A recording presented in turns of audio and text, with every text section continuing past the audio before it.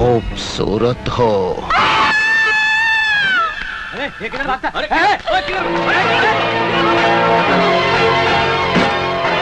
Sir, कल रात से मेरी बहन लापता है। वो ऑफिस से भी नहीं लौटी। सर, मेरे तो चारों तरफ अंधेरा सा छाया हुआ है। क्या तुम्हें किसी पर शक है? सर, इस शहर से इस तरह 18 लड़कियां गायब हो चुकी हैं। सब मुझे शक ही नहीं, यकीन है। ये सब कौन कर रहा है, क्यों कर रहा है? आप इस सब की डिटेल कल जागरण पेपर में पढ़ लीजिएगा।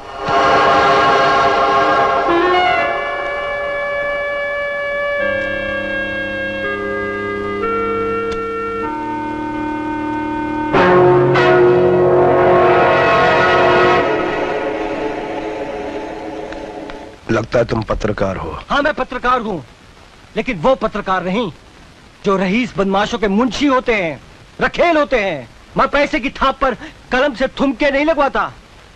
मैं उनमें से हूँ जो कलम की नोक से झूठ का सिरा चीर देते हैं। आपसे मिलकर बड़ी खुशी हुई। आप चिंता मत कीजिए, आप बिल्कुल सही जगह पे आए हैं। जाइए, आप अपना काम कीजिए और विश्वास कीजिए, मैं अपना काम पूरी ईमानदारी के साथ करूंगा। Thank you sir, thank you very much.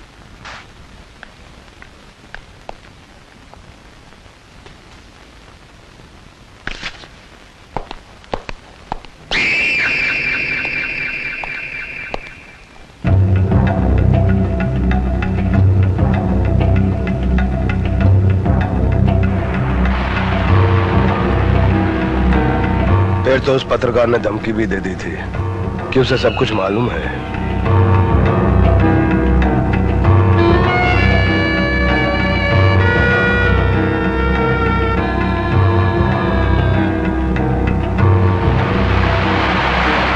बहन का मामला था ना, इसीलिए वो अपने गुस्से को रोक ना सका। और वो अपनी मौत भी नहीं रोक पाएगा। शराब!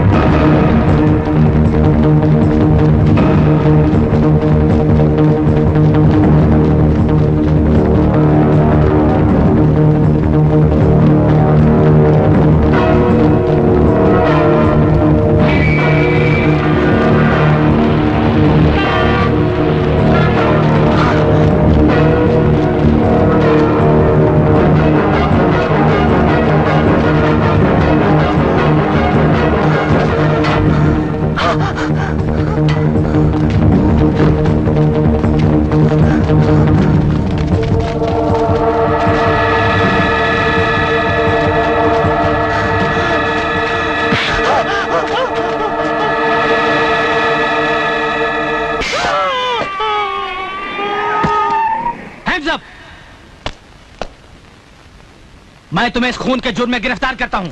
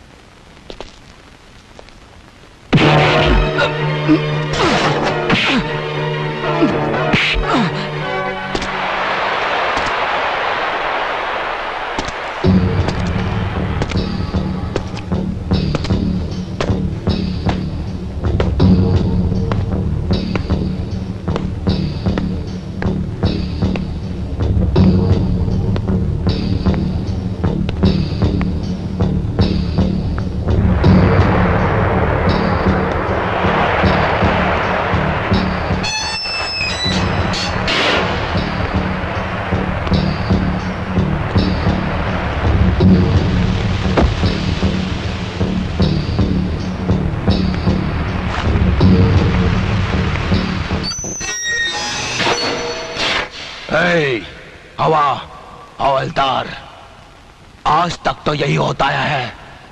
लॉकअप की नकली कुंजी हम जैसे लोग बनवा के रखते हैं और असली कुंजी तुम्हारे पास होती है। लेकिन आज के बाद सब उल्टा होगा, उल्टा। लॉकअप की नकली कुंजी तुम्हारे पास होगी और असली कुंजी मेरे पास होगी।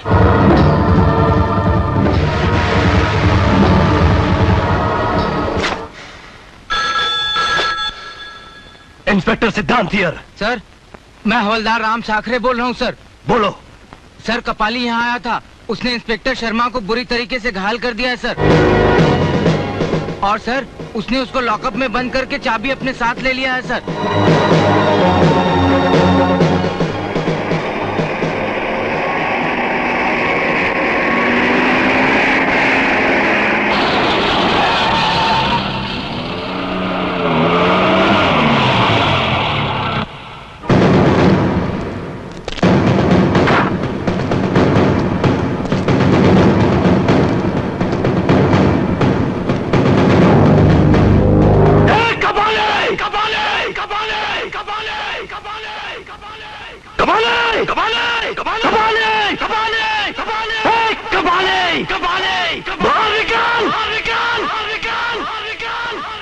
अगर तू घर में छिपा रहा तो चूहे की मौत मारा जाएगा, और अगर बाहर निकल आया तो गीदड़ की मौत।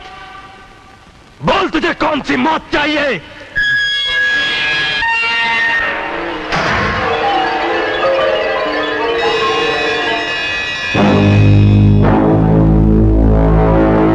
कबाली की जान लेना तो यमराज के लिए भी बहुत मुश्किल है इंस्पेक्टर। अगर तेरे में हिम्मत है तो पहले ये लॉकअप की कुंजी उठा करके बता। ये ले।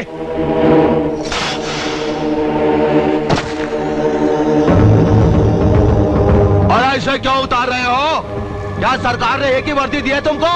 मैं नहीं चाहता कि तुझ जैसे बीमार कुत्ते का खून मेरी ईमानदार वर्दी पर लगे। और मैं भी नहीं चाहता कि तेरे जैसे ट्रेन कुत्ते का खून कपाली के इस बदन पर लगे।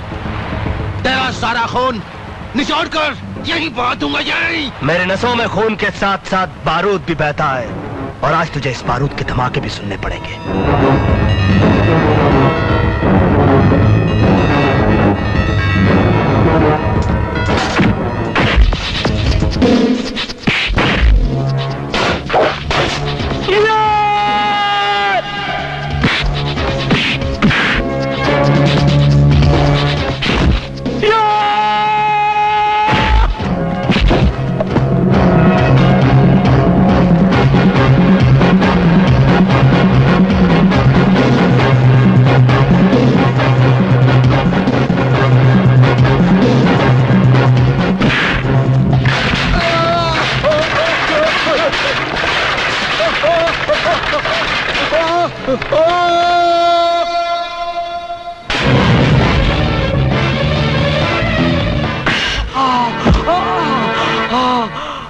ये वही कपाली है जिसका नाम सुनकर ही आप लोग कांपने लगते थे, मगर गौर से देखिए, आज ये खुद कांपने के लायक नहीं बचा।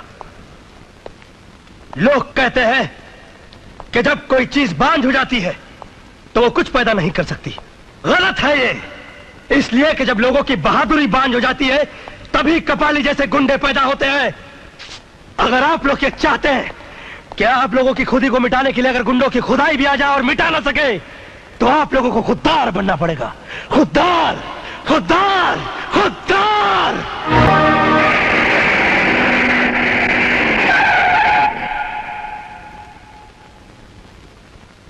गुस्से में आदमी की जबान और हाथ ज्यादा चलने लगते हैं और आंखें बंद हो जाती हैं। मिस्टर सिद्धांत के साथ शायद यही हुआ।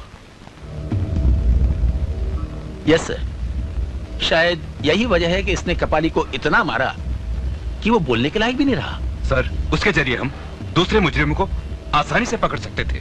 मिस्टर सिद्धांत को इतने गुस्से में नहीं आना चाहिए था। हाँ, ये सच कहते हैं। तो क्या करता मैं? आप ही लोग बताइए, क्या करता मैं? जब शहर की तकदीर हरामी हो जाती है तब कपाली जैसा एक हराम ज्यादा पैदा होता है। वो पुलिस लॉकअप से कुंजी नहीं, हम पुलिस वालों की मर्दानगी उठा कर ले गया था।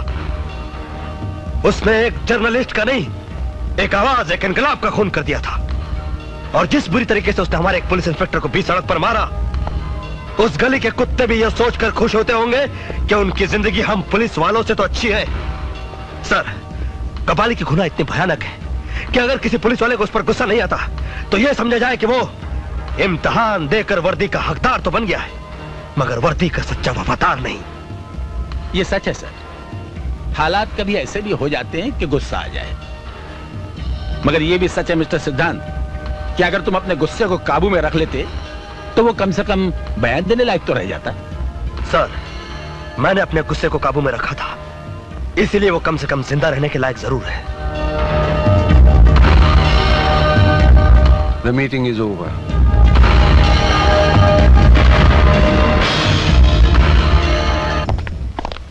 सिद्धांत, उसका जिंदा रहना हमारे लिए बहुत जरूरी है।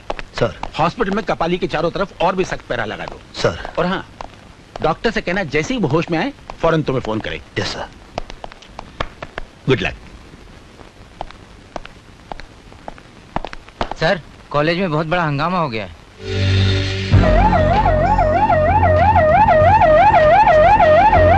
क्या समझता है प्रिंसिपल अपने आप को?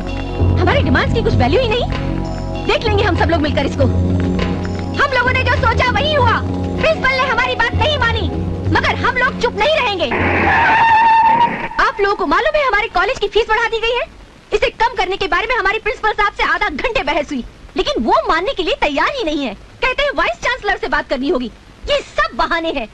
प्रिंसिपल साहब, प्रिंसिपल साहब, मुर्दाबाद मुर्दाबाद कहने से कुछ नहीं होगा। फिर हम कॉलेज में तोड़फोड़ मचा देंगे।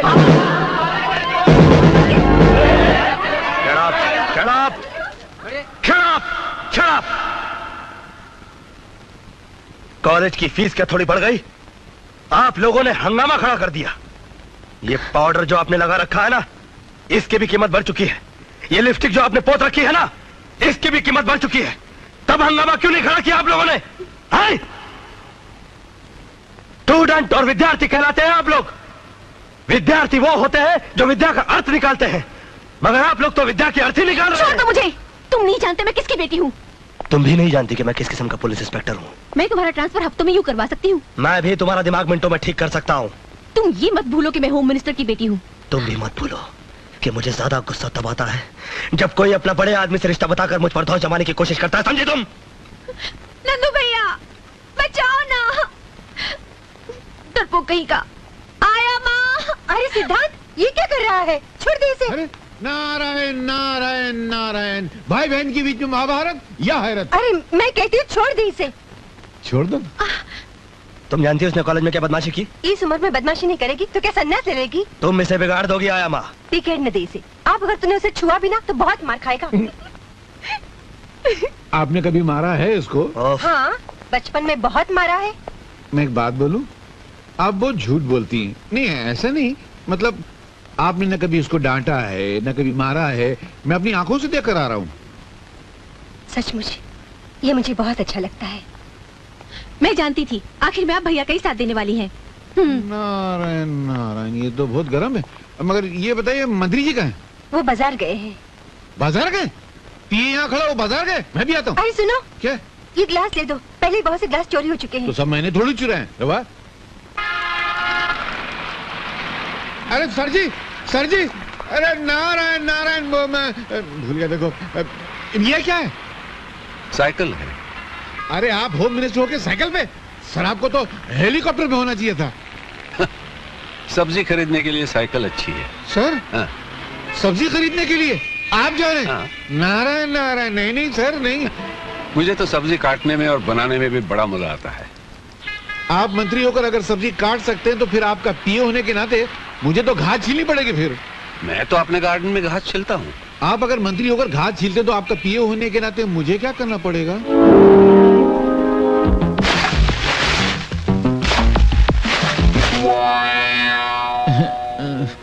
क्या सर, आपका पीए बनने में कितना खुश हुआ था। मैं समझा था कि मैं कैश कमाऊंगा, ऐश में रहूंगा। आपका पीए तो बन गया, मगर लगता है बिना खाए पिए ही मर जाऊंगा। सर थोड़ा कमाना था ना सर। ईमानदारी से जीना सीखो, उससे अगर कुछ बनता नहीं तो बिगड़ता तो नहीं ना। अरे क्या भगवान, मैंने तुझसे कहा था माशूका गद्दार मत देना, मालिक ईमानदार मत देना, तूने दोनों गड़बड़ कर दिया ना। ये क्या मालिक है, एक पैसा कमाने नहीं देता है, देख जेब खाली है। मेरी कहानी फिर से लिखना, मैं आगे मिलता हूँ। अरे मालिक, सर मैं ये कह रहा था कि आजकल के जमाने में इतनी ईमानदारी अच्छी नहीं है, थोड़ी थोड़ी बेईमानी करना चाहिए। मेरे पिताजी कहा करते थे कि ईमानदारी वो गंजा सर है जिस पर नोटों के बाल कभी उग ही नहीं सकते, थोड़ी सी बेईमानी की तेल की मालिश करते रहना चाहिए। तो वे करेंगे ना सर, नहीं तो पैसा नहीं मिला, मजा नहीं आएगी। देखो, गलत कमाई करने से कभी कभी सर पे इतने जूते पड़ते हैं कि आदमी सचमुच गंजा हो जाता है। क्या बात करते? हाँ।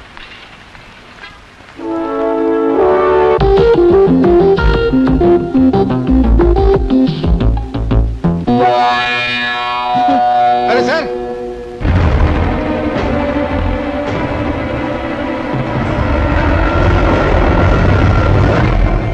ये अच्छा हुआ कि कपाली को अब तक होश नहीं आया।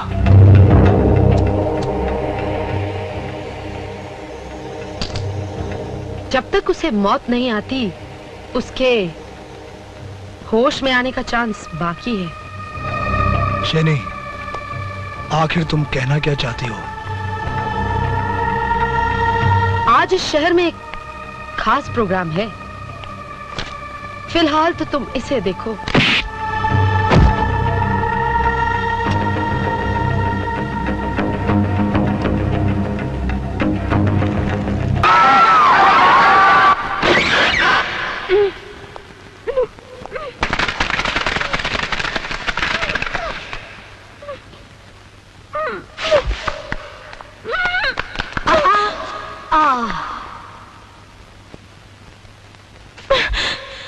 डार्लिंग, खूबसूरत लड़कियों में नजाकत और अच्छी लगती है, गुस्सा अच्छा नहीं लगता। तुम कौन हो? Baby doll. नहीं, अगर तुम प्यार से मान जाओ तो ठीक है।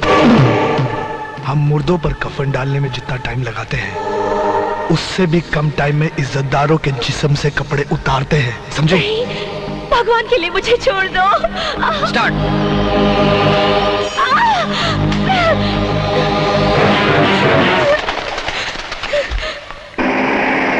रुक जाइए, रुक जाइए। कुछ लोग जबरदस्ती मुझे स्टेज से उठा कर ले गए और लोग ब्लू फिल्म बनाते हैं। मेरे साथ भी बदतमीजी करने की कोशिश की, मैं किसी तरह वहां से भाग निकली। प्लीज चलिए मेरे साथ, वो लोग सामने वाले स्टेडियम में हैं। चलिए। आइए, आइए इंस्पेक्टर साहब, यही है वो जगह जहां वो बदमाश मुझे लेकर आया था, उसी दरवाजे से। और यहाँ गुंडे खड़े थे और वहाँ कैमरामैन था और यहाँ कालीन बिछाया गया था, मगर अब तो यहाँ कोई नहीं है। पता नहीं कहाँ चले गए सब। मैं सच कह रही हूँ इंस्पेक्टर साहब, यहाँ कैमरा था, गुंडे थे। आप मेरी बात का यकीन कीजिए। मैं उड़ते हुए कबूतरों के पर गिन लेता हूँ। सुनिए तो, आप ऐसे मत चले जाइए। देखिए, आप मेरा यकीन कीजिए, मैंने आपसे जो कुछ भी कहा वो सच है, मैं आपसे झूठ नहीं बोल। अपनी रातें सड़कों पर ही काटती हो या तुम्हारा कोई घर भी है? हाँ सर, मेरा अपना घर है। आप मुझे मेरे घर तक छोड़ देंगे? Thank you.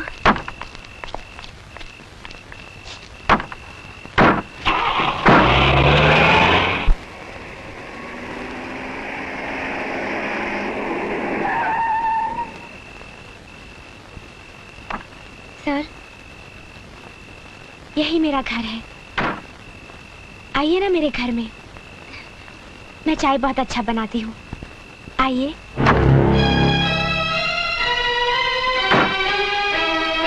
रात के सन्नाटे में अकेले मिलना, बदन पर इस तरह के तंग कपड़े, झूठे ड्रामे के सहारे किसी को अपने घर तक ले आना और रात के 2 बजे घर के अंदर चलने की दावत देना। रुक जाओ, एहसान जताकर मत जा, सुन ले मेरी बात। तुमको देखकर एक चीज तो समझ में आ गई कि हर वो चीज जो चमकती है वो सोना नहीं होती। अब मुझे देखकर एक चीज तुम भी समझ लो कि हर वो चीज जो काली होती है वो कीचड़ नहीं होती। ओ मानिया,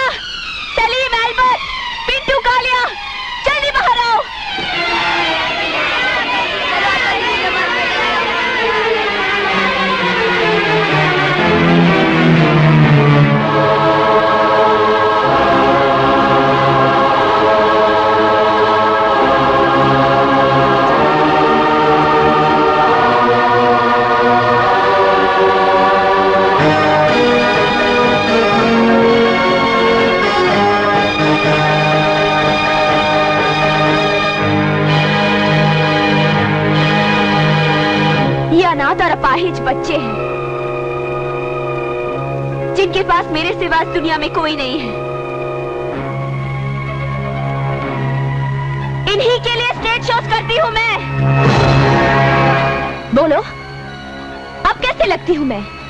बाजारू औरत तो नफरत करो मुझसे, गंदी नाली तो थूको मुझ पर, समाज का कैंसर तो फांसी लटका दो मुझे।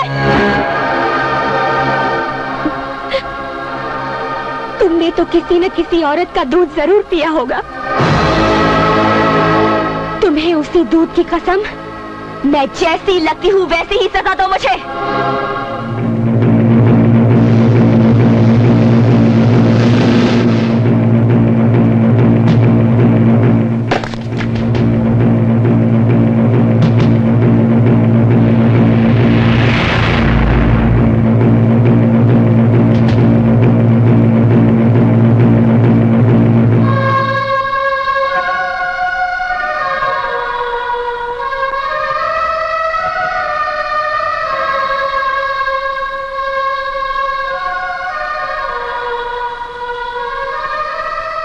मैं पवित्र गीता को पहले इसी तरह माथे से लगाता हूं, फिर होठों से इज्जत देता हूं।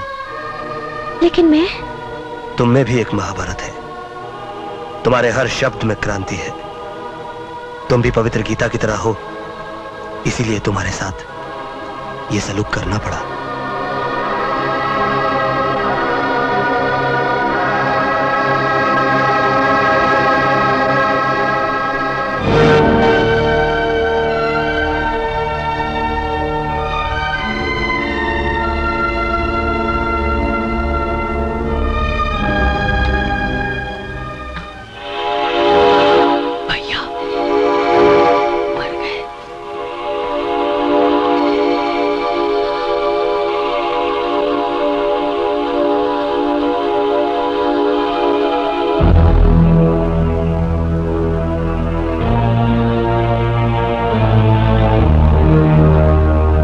नंदो,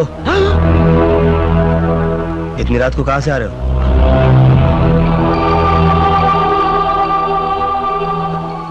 एक काम था, मैं काम कर रहा था भैया। देशभक्ति पर एक फिल्म बन रही है, मैं उसी की शूटिंग कर रहा था। ये तो अच्छी बात है, फिर इतना चोरी चोरी क्यों जा रहा था? वो बहुत रात हो गई थी ना भैया, इसलिए। देख, मेरी दो बातें याद रखना। एक तो ये कि काम के लिए कभी दिन रात मत देखना, और दूसरी बात कि चोरों के कदमों की आवाज मैं अपने कानों से सुनता हूं, मगर अपने भाई के कदमों की आहट मैं अपने दिल से महसूस करता हूं। इसलिए एक बार मुझसे चोर बच सकता है, मगर मेरा भाई नहीं। चल जा, जाके सो जा।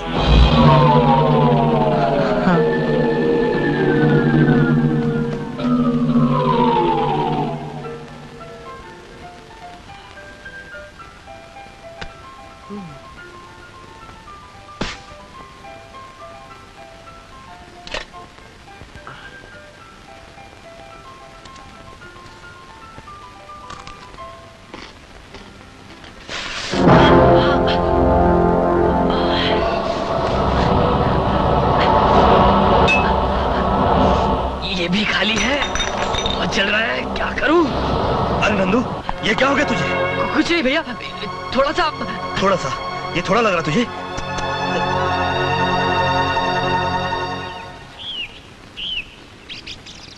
चल पहले पुलिस स्टेशन चलते हैं, उसके बाद घर जाएंगे। Police station? अरे नहीं भैया, आप ही जाओ ना। अरे तू तो एक आम आदमी की तरह पुलिस स्टेशन के नाम से घबराता है। तेरा भाई इंस्पेक्टर है। Now come on. अच्छा हुआ अपनी जीप से वो ऑटो रिक्शा वाला टकरा गया। फायदा अपना हुआ ना, उस रिक्शा वाले का पूरा रिक्शा डैमेज हो गया। अपनी जीप की तो सिर्फ कांच ही निकली है। अपना माल बनाते जाओ, कोई देखने वाला नहीं है। सब साले ऑफिसर यहाँ माल कमाने के चक्कर में है, अपन क्यों नहीं कमाए? कोई ना देवे उसको दो डालने का।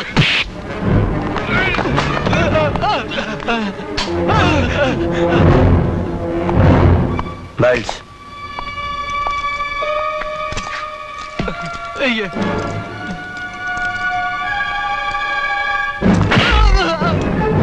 धुलाई उन्हीं कपड़ों की होती है जिन पर मैल लगा हो, समझे? गलती हो गई था। मुझे माफ कर दो साहब, गलती हो गई। माफ कर दो। गलती नहीं, जुर्म किया है तुम लोगों ने, और जुर्म के लिए माफी नहीं दी जाती, उसके लिए सजा दी जाती है।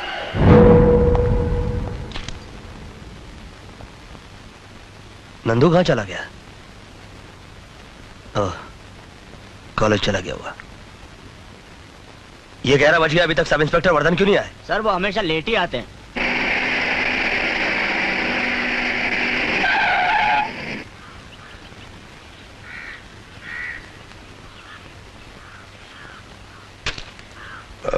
एक्सक्यूज मी सर, वो क्या है कि मैं किसी दूसरे मूड में था, इसलिए मैंने वो सिगरेट काम फेंक। तुमने अपनी घड़ी तो खरीद के पहनी होगी। जी? इसकी कीमत जानते हो? जी। तुम घड़ी की कीमत तो जानते हो, मगर वक्त की कीमत नहीं जानते। ओह, वो क्या सर, कल नींद नहीं आई और कुछ सुस्ती सी भी आ रही थी। मिस्टर आदर्शवर्धन, तुम्हें इस बात का कोई हक नहीं पहुंचता कि पुलिस की फर्ज की गंगा जो कि कानून की गंगोत्री से निकलती है, उसे तुम अपनी गंदी आदतों के गटर में डाल दो। सर, मैं भी एक पुलिस ऑफिसर हूं। आप कमरे के अंदर भी मुझे यह भाषण दे सकते थे। यह भाषण नहीं, यह मेरी वार्निंग है मिस्टर आदर्शवर्धन। और मेरी वार्निंग तुम्हारे सिगरेट केस के ऊपर लिखी हुई वार्निंग की तरह नहीं, जिसे तुम भूलकर सिगरेट के कष्ट लगाया करते हो। मेरी वार्निंग कानून की किताब के उस फुल स्टॉप की तरह है, जिसके बाद कुछ भी करने या सोचने की जगह नहीं बचती। जाओ।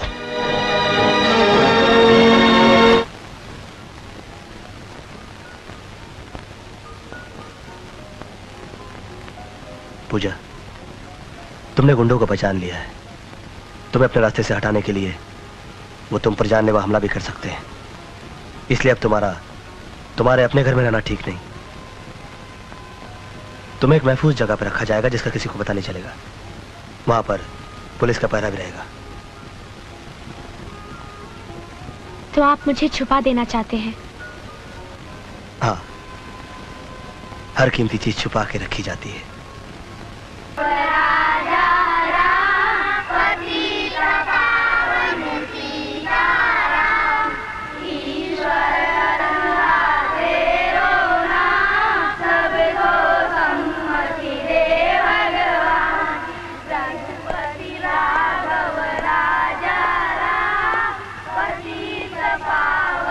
प्रणाम स्वामी जी। सुखी रहो। चरण छूने वाले से अच्छा व्यक्ति वो होता है जो हृदय छू ले। कहो, कौन हो तुम? स्वामी जी, मेरा नाम इंस्पेक्टर सिद्धांत है। मैं आपके शिष्य शास्त्री जी का बेटा हूँ। कुछ शिष्य ऐसे होते हैं जो त्याग के बल से इतने महान हो जाते हैं कि उनके गुरु को भी उनकी इज्जत करनी पड़ती है। और शास्त्री मेरा ऐसा ही शिष्य है जिसकी मैं इज्जत करता हूँ। कहो, किस उद्देश्य से आना हुआ? स्वामी जी, मैं शहर में 100 से भी अधिक कुछ ऐसे बच्चों को जानता हूँ जो अपाहिज भी हैं और अनाथ भी। मेरी आपसे ये विनती है कि अगर आप उन्हें अपनी शरण में ले सकें तो।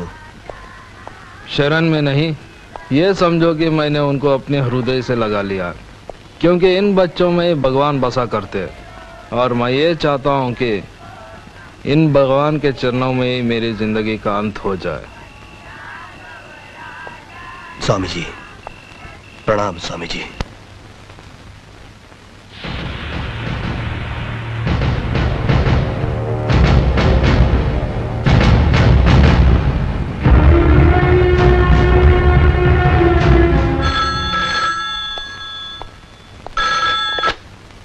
सर, कपाली की हालत सुधर रही है, धीरे धीरे उसे होश आ रहा है और मैं समझता हूँ कि कुछ ही देर में वो बयान देने काबिल हो जाएगा। हेलो हेलो इंस्पेक्टर, हेलो, देखिए बहुत अर्जेंट मैसेज है जो इंस्पेक्टर सिद्धांत को देना है। हेलो, अरे किसने फोन उठाया ये? हेलो, बोलते क्यों नहीं? Hello hello.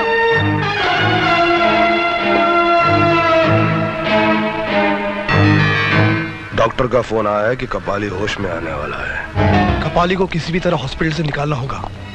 अगर होश आने पर उसने हमारे खिलाफ पुलिस को बयान दे दिया तो हम सब बेमौत मारे जाएंगे। कपाली इतना कमजोर नहीं है बाबूजान जो इतनी जल्दी सबको चुगल दे। मिस्टर सलीम शूटर, इंस्पेक्टर सिद्धांत सूरी के मार के सामने गूंगे भी गजल गाना शुरू कर देते हैं। अंदर आ जाओ। बाबूजान, परेशान होने की क्या बात है? बात साफ है, शरीर का जो अंग सड़ जाए उसे काट कर फेंक दिया जाता है। कपाली को खत्म कर दो। ये तुम कह रही हो? तुम तो उसकी महबूबा थी। बाबूजान, मैं वो फूल नहीं जो किसी लाश पर फेंका जाता हो। मैं वो फूल बनना चाहती हूँ जो हमेशा जीते हुए आदमी की जयमाला में रहना चाहता हो। तुम बॉस बन जाओगे तो मैं तुम्हारी हो जाऊंगी।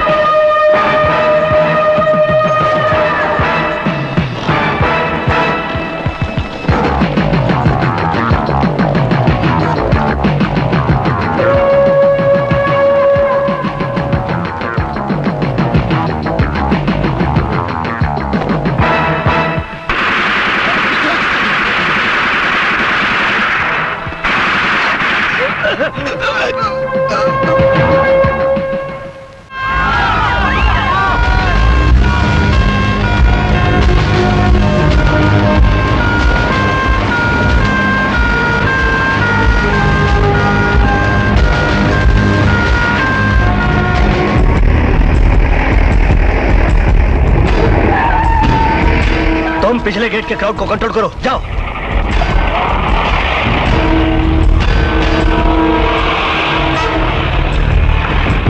जाओ जल्दी से लाश का पंचनामा करो।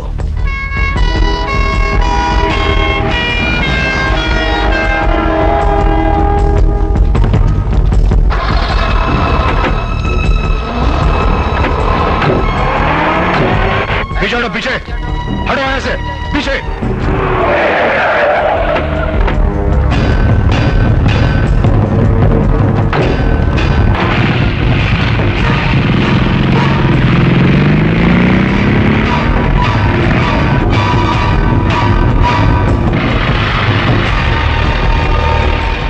पीछे पीछे हटो।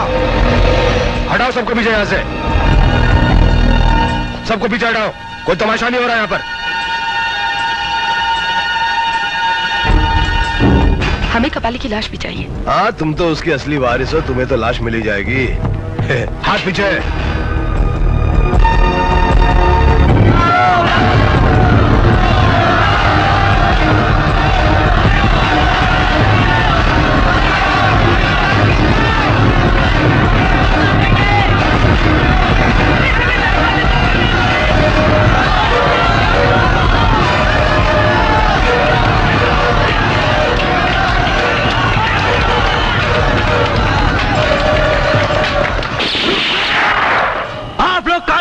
मत लीजिए। अरे कानून को तो तुम लोग अपने हाथ में लेते हो। हाँ, तुम लोग। हाँ। हम कानून अपने हाथ में लेते हैं, लेकिन उसी इज्जत के साथ जिस तरह कोई गीता या कुरान अपने हाथ में लेता हो। मगर आप लोगों ने एक गुंडे के लिए पत्थर और डंडे अपने हाथों में उठा लिए हैं। भूल गए कि कपाली ने कई निर्दोषों की जान ली। भूल गए कि कईयों की इज्जत लूटी उसने। कुछ भी था, वो हमारी जात वाला था। जात दुनिया में सिर्फ दो तरह की होती है, एक वो जो आंसू पीता है, एक वो जो खून पीता है, एक वो जो इंसानियत को आबाद करता है, एक वो जो इंसानियत को बर्बाद करता है। कपाली जैसे समाज का कोड अगर आपकी जात का हुआ तो क्या आप उसे गले लगा लेंगे? एक वक्त हुआ करता था जब हमारा समाज उसे अपना हीरो बनाता था, जो इंसान त्याग और बलिदान की मूर्त हुआ करता था। मगर आज लोगों ने गुंडों को अपना हीरो बनाना शुरू कर दिया है। अरे ये गुंडे तो गुंडे होते हैं, गंदगी लाख माथे पर रगड़ो वो चंदन नहीं बनती, हर लुटेरा वाल्मीकि नहीं बनता। बंद करो, बंद करो गुंडों की पूजा का ये रिवाज। और अगर ये रिवाज बंद नहीं हुआ तो वो दिन दूर नहीं जब इस देश की कोख से सिर्फ गुंडों की नस्लें पैदा होंगी, और उसका सबसे भारी नुकसान तुम जैसे लोगों को होगा। तुम जैसे लोगों को। भाषण बंद करो, हमें कबाली का कातिल चाहिए, कातिल। अबे हट, अबे हट, हट। मुझे कौन सा भाषण देकर तुझ जैसे नामर्द का वोट लेना है? Get out from here. Gate तोड़ दो और चलो आगे। हर वो कदम जो कानून तोड़ने के लिए आगे बढ़ेगा, मैं उसे अपाहिज कर दूंगा।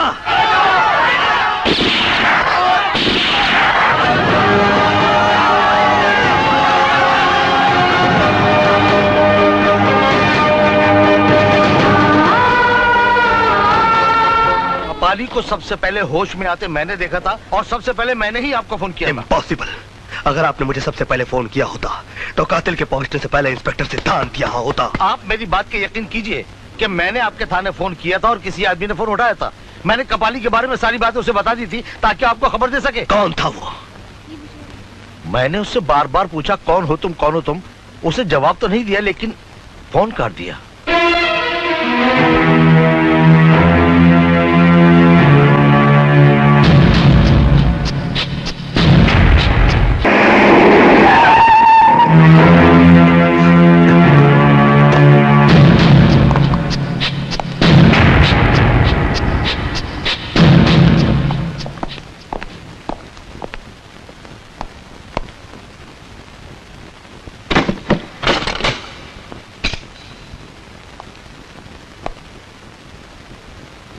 उस दिन तुम्ही ने कहा था कि भाषण देना हो तो बंद कमरे में दूं।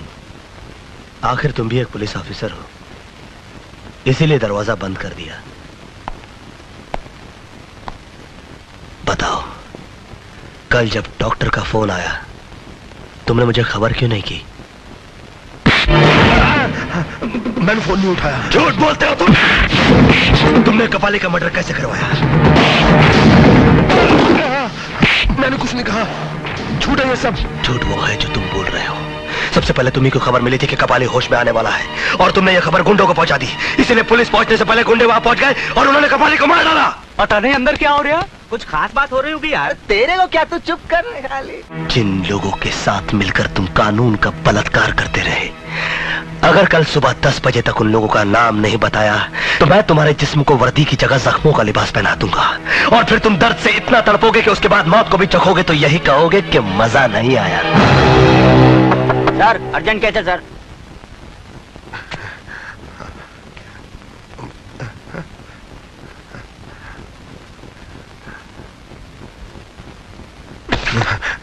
आओ, और हो सके तो मुस्कुराहट का कफन अपने होठों पे डाल दो ताकि अपने छोटों के सामने बेइज्जत होने से बच जाओ।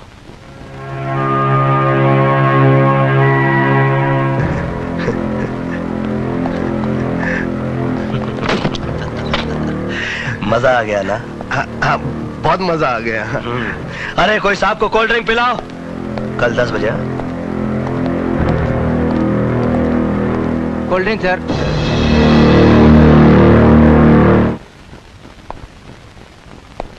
पिताजी, जब आप पुलिस डिपार्टमेंट में डीएसपी थे, उस वक्त सिद्धांत के पिता शास्त्री जी मंत्री थे। उन्होंने आप पे आरोप लगाया था कि आप एक ईमानदार ऑफिसर नहीं, आप करप्ट हैं, आप रिश्वत लेते हैं। वो आपको नौकरी से निकाल देना चाहते थे, लेकिन उससे पहले ही बदनामी के डर से आपने। मैं आपकी मौत के साथ साथ अपनी बेइज्जती का भी बदला लूंगा। मैं नफरत के मोहरों से दुश्मनी का शतरंज उसी की बिसात पे खेलूंगा और ऐसी मात दूंगा, ऐसी मात दूंगा कि मौत भी रो पड़ेगी पिताजी।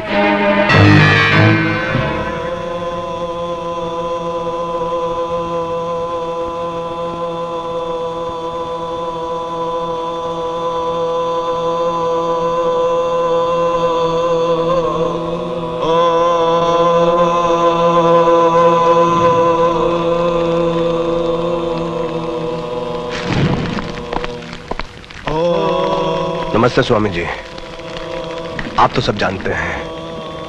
अब बताइए मैं क्या करूं? जब पूजा से बात नहीं बनती तो यज्ञ किया जाता है। और याद रखो, यज्ञ की अग्नि में बहुत कुछ भस्म कर देना पड़ता है। हाँ, मैं इसके लिए तैयार हूं, लेकिन आगे भी तो बताइए कि मैं क्या करूं? आदमी के पास जिस प्रकार का अस्त्र शस्त्र हो उसी प्रकार का युद्ध लड़ना चाहिए, तभी उसको सफलता मिलती है।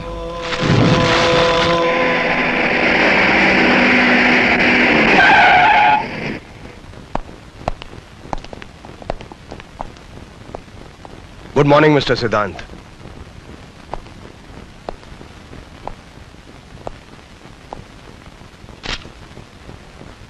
जिनकी आत्मा पर बोझ होता है, कभी कभी उनकी जबान साथ नहीं देती।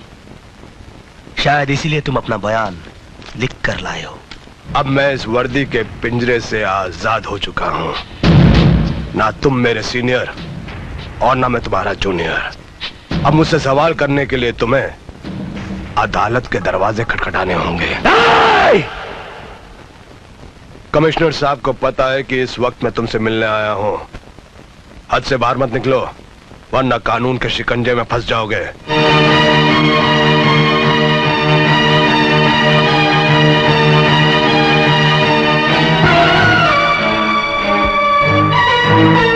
तुम मेरी जिंदगी में फुल स्टॉप तो क्या, कॉमा भी नहीं लगा सके, लेकिन मैं तुम्हारी जिंदगी में फुल स्टॉप जरूर लगाऊंगा।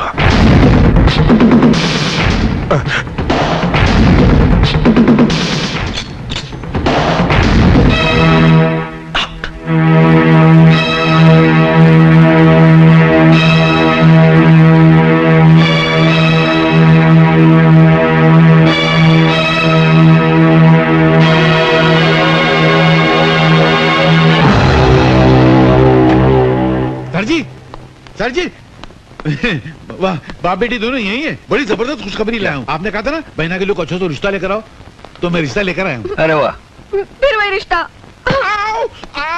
तू क्या आते जाते मेरे पैर पे मार के तोड़ती, तेरे को कोई और मिलता नहीं है क्या? ये तो मेरा है।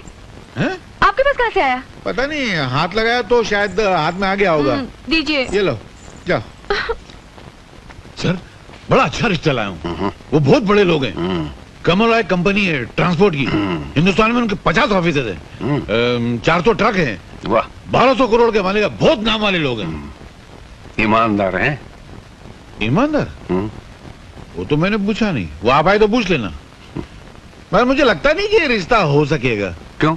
मुझे नहीं लगता, क्योंकि वो लड़के के बाप हैं, आप लड़की के बाप हैं, और लड़के का बाप लड़की के बाप से जहेज तो मांगेगा, और जैसे ही बाप से जहेज मांगेगा आप उसको इतना लंबा भाषण पिला देंगे और धक्का मार के बाहर निकाल देंगे।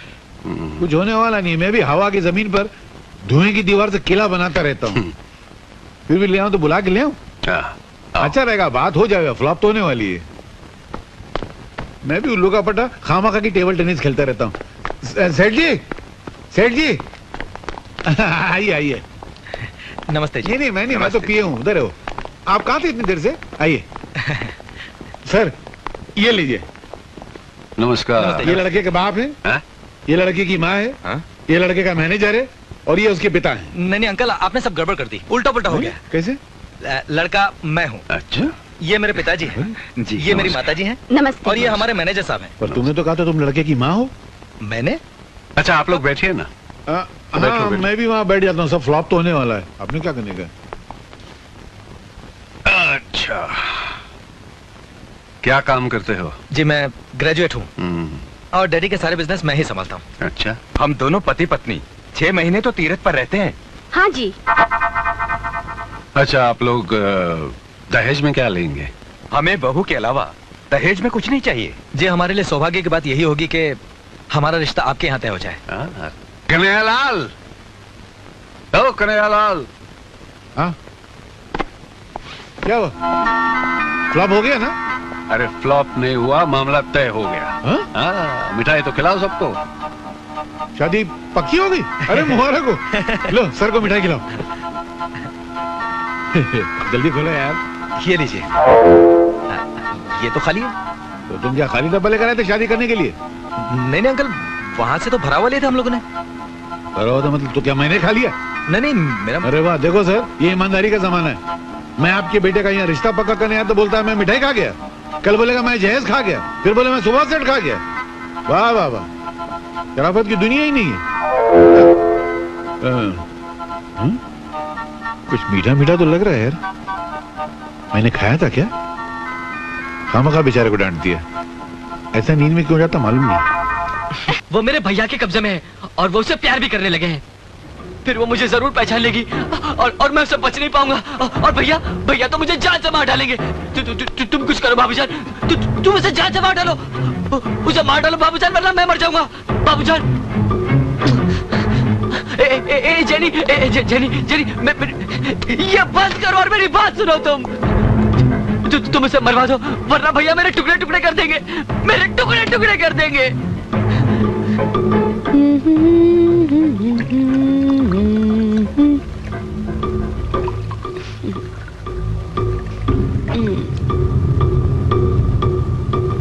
बाबूजान, याद रख, रावण की मौत नहीं होती अगर उसका छोटा भाई नहीं होता।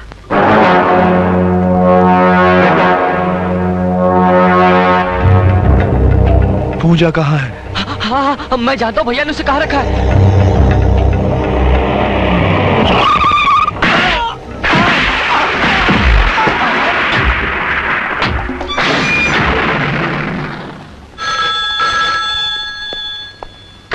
हेलो सर, मैं हवलदार रमन्ना बोल रहा हूँ। कुछ गुंडों ने उस घर पर हमला कर दिया है जहाँ आपने पूजा जी को रखा है। आप जल्दी आ जाइए। पूजा, पूजा, पूजा।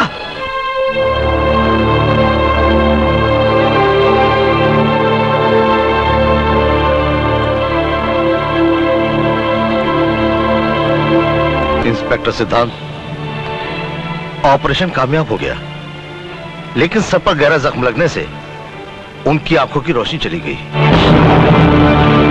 इंस्पेक्टर सिद्धांत, आपका डिपार्टमेंट मुजरिमों के खिलाफ गवाह तो तैयार कर लेता है, लेकिन उनकी रक्षा नहीं कर पाता।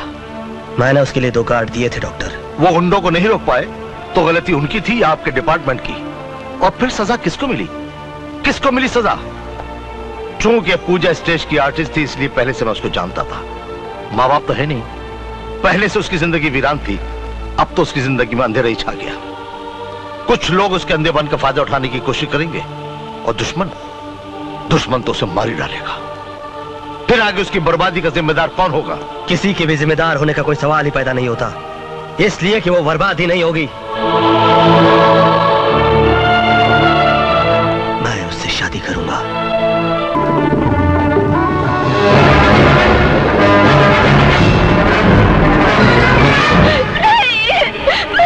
छोड़ दो मुझे।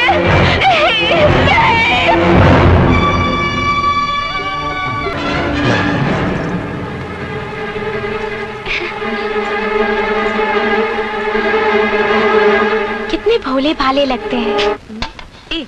एक थोड़ी, पहले 6 आना चाहिए। अरे सुनो, हाँ? कोई बकरा रहा, तू जा। मेरी घड़ी कहाँ गई? मुझे क्या मालूम?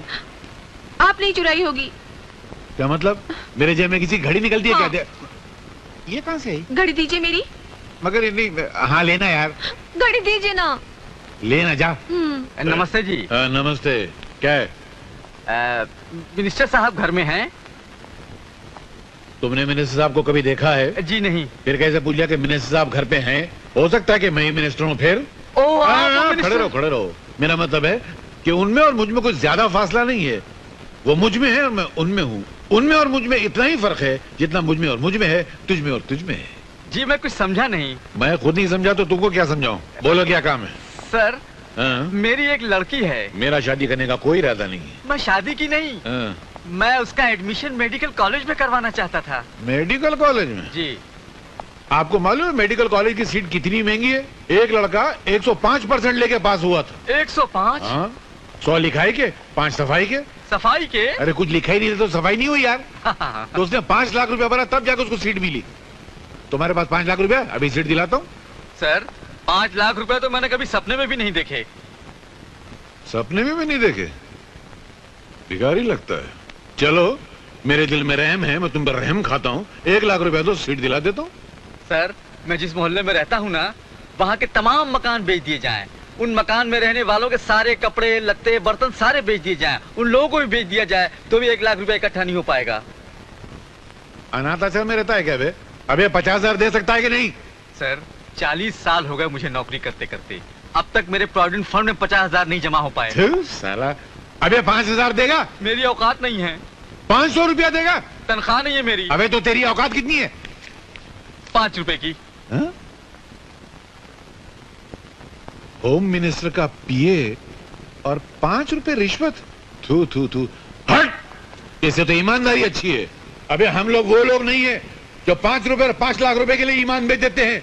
हम देश प्रेमी है, देशद्रोही नहीं। निकल जाओ यहाँ से। मगर मेरा एडमिशन? मैं निकल तेरी मेरी बच्ची का जेल करा दूंगा तुमको। हमारा ईमान खरीदते हो? हम जैसे सच्चे लोग जिन्होंने कभी आज तक रिश्वत नहीं ली। निकलो, हवलदार, पुलिस वाले, गिरफ्तार कर लो। बताओ, 5 रुपए रिश्वत देता। अरे सिद्धांत कहाँ है? यहाँ आओ बाबूजी। आओ बेटे आओ। बैठो। सिद्धांत, मैं सोचता हूँ कि कुछ दिनों के लिए बहू को लेकर तुम किसी अच्छी जगह पे चले जाओ। ये हुई ना कोई बात, और ये शुभ कार्य आज ही कर डालिए। क्यों भैया? कुछ बोलते ही नहीं है। कैसे बोलेगा? ये तेरी तरह बेवकूफ नहीं है। ये जानता है कि इलेक्शन के हंगामे शुरू हो गए हैं। बाबूजी इलेक्शन में खड़े हैं, कितना काम है यहाँ पर। क्या नंदू, बराबर है ना? इतना काम है तो छोड़ दीजिए बाबूजी, इन्हें काम करने दीजिए। अरे मेरे इलेक्शन की चिंता तुम क्यों कर रहे हो? मैं देख लूंगा। और वैसे भी तुम सरकारी अफसर हो, तुमसे एक वोट से ज्यादा फायदा नहीं होने वाला। बहू एक से एक कई सदमों से गुजरी है। जरा बाहर जाएगी तो उसका दिल भी बहल जाएगा। और तुम ये क्यों नहीं सोचते, नई नई दुल्हन के कुछ अरमान भी तो होते हैं। हाँ। शास्त्री जी जिंदाबाद, शास्त्री जी को वोट दो, शास्त्री जी जिंदाबाद, शास्त्री जी को वोट दो, शास्त्री जी जिंदाबाद, शास्त्री जी जिंदाबाद, शास्त्री जी को वोट दो, शास्त्री जी जिंदाबाद, शास्त्री जी को वोट दो, शास्त्री जी को वोट दो, लालटेन को वोट दो, शास्त्री जी को वोट दो, आदर्श वर्धन को वोट दो, आदर्श वर्धन जिंदाबाद, आदर्श वर्धन को वोट दो, आदर्श वर्धन जिंदाबाद, शास्त्री जी को वोट दो, लालटेन को वोट दो, आदर्श वर्धन को वोट दो।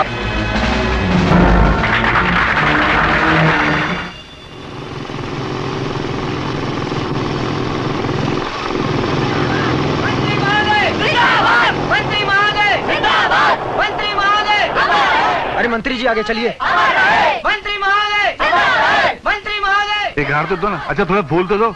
अरे क्या कंजूस लोग हैं, मेरी चमचागिरी तो रहेगी। मैं मंत्री जी के हार कहाँ से लेके जाऊँ? अरे मेरा हार कहाँ गया? आपके पास मेरा हार कैसे आया? उड़ के मेरे पास पैसे नहीं थे ना, तो अब मैं क्या मंत्री जी को पहनाऊंगी? तुम्हारे पास इतनी अच्छी बाहें हैं, बाहों का हार पहनाओगे तो मंत्री जी खुश हो जाएंगे। मैं इस राव हार पहना के आ जाता हूँ। अरे अरे अरे, श्री आदर्श वर्धन, श्री आदर्श वर्धन, श्री आदर्श वर्धन, श्री आदर्श वर्धन। आप जिस आदमी के कंधे पे हाथ रख रहे हैं ये तो निहायत ही बदतमीज आदमी है। मोहतरमा, आज के जमाने में जो बदतमीज और बदमाश होता है वही दुनिया में सबसे ज्यादा तरक्की करता है। क्यों सर? तुम तो शास्त्री जी के प्यादे हो। हूँ नहीं था। वो भूकंप आने से पहले जानवर कैसे गांव छोड़ के भाग जाते हैं, उसी तरह शास्त्री जी का इलेक्शन आने से पहले ही मैं उनकी नौकरी छोड़ के भाग गया। अभी आपकी शरण में आ गया हूँ।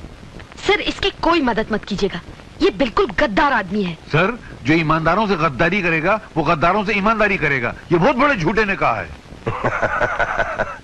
आदमी दिलचस्प भी हो और चालाक भी। आज से तुम हमारे प्यादे हो।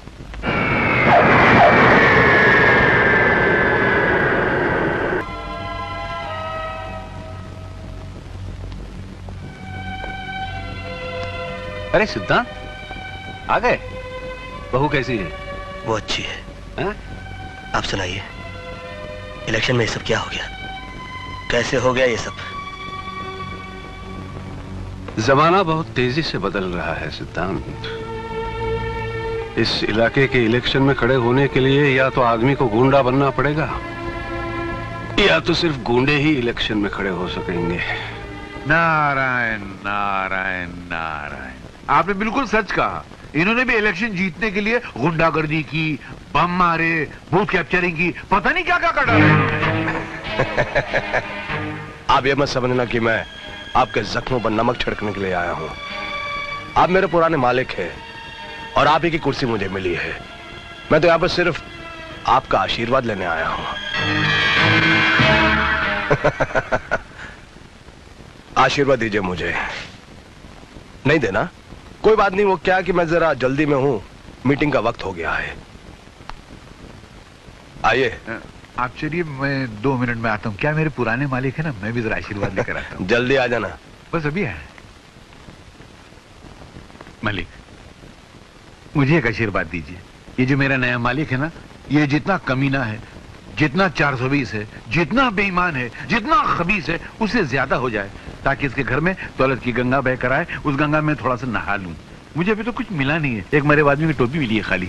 ये आशीर्वाद तो आपको देना पड़ेगा। आशीर्वाद दीजिए ना, दीजिए ना, दीजिए ना।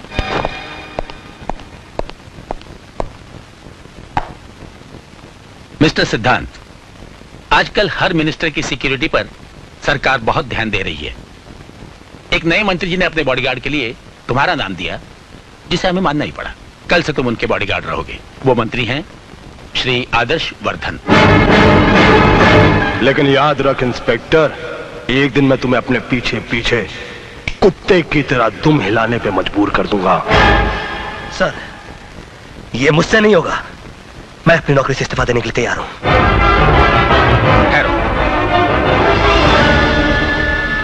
मैं तुम्हें एक रात और देता हूं, ताकि तुम अपने फैसले पर गौर कर सको। बताऊं, तुम आदर्श वर्धन को पसंद नहीं करते, तुम्हें उससे नफरत भी है, लेकिन यह तुम्हारा निजी मामला है। एक इंस्पेक्टर होने के नाते इन सब बातों से ऊपर उठकर तुम्हें सोचना होगा। देखो बेटे, ड्यूटी एक ऐसी चीज है जो कभी कभी रोते हुए भी निभानी पड़ती है।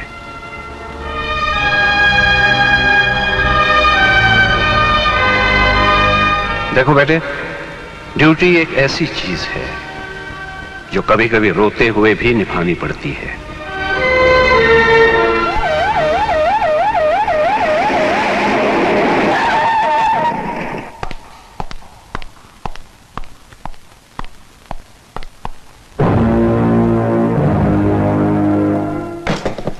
इसी जगह हमारे बीच एक रिश्ता टूटा था। इसी जगह एक नए रिश्ते की शुरुआत हो, यह सोच के मैं यहां पर तुम्हारा इंतजार कर रहा था। किसी ने जिस जूते का इस्तेमाल किया हो और उसी जूते को किसी दिन सलाम करना पड़े, जरा सोचो कितनी तकलीफ होती होगी। जूते तो हमेशा ही तकलीफ देते हैं। नए नए हो तो काटते हैं, पुराने हो तो फट जाते हैं। अभी भी बहुत दमखम है तुम में, इसलिए मैंने तुम्हें सिलेक्ट किया। वरना लोग तो मुझसे कह रहे थे कि अपनी सेफ्टी के लिए कुछ कुत्ते रख लो, लेकिन मैंने सोचा उनसे अच्छे तो तुम हो।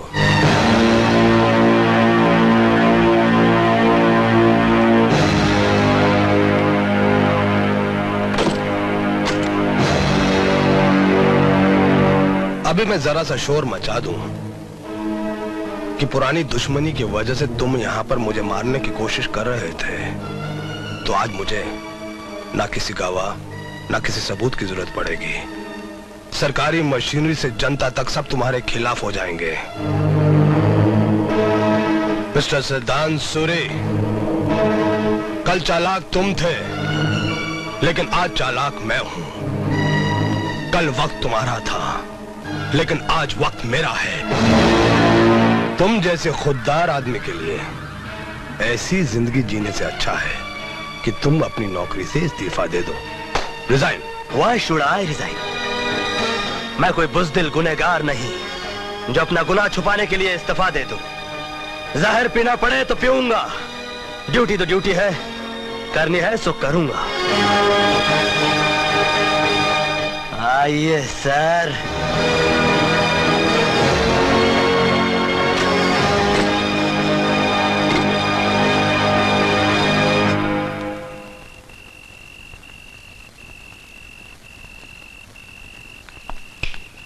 तुम यहीं ठहरो। ये आलीशान बंगला मुझे सरकार ने दिया है। आज से तुम्हारी ड्यूटी शुरू। खड़े रहो वहीं दरवाजे पर।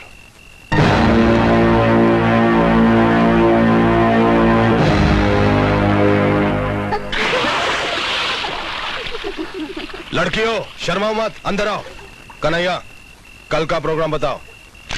10 बजे दलाल राय से मीटिंग है, जो आपको 10 लाख रुपया देने वाले हैं, उनको गारमेंट फैक्ट्री खोलना है।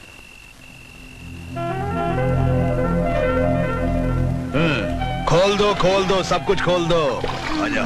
आपने उनको बियर की फैक्ट्री का लाइसेंस दिलाने का वादा किया है। दे दो लाइसेंस दे दो, जो चाहिए दे दो। 1 बजे काला घोड़े पर एक मूर्ति के चेहरे से घूंघट हटाना है। ऐसे मैं जाऊं? हाँ ठीक है, तू तो आ। Good night.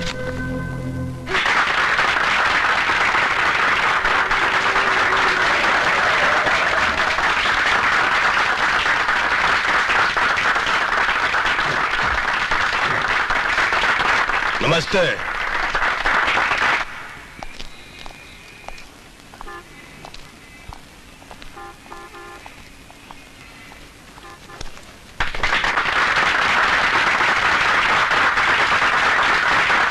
शहीद कपिलेश्वर अमर रहे। अमर रहे।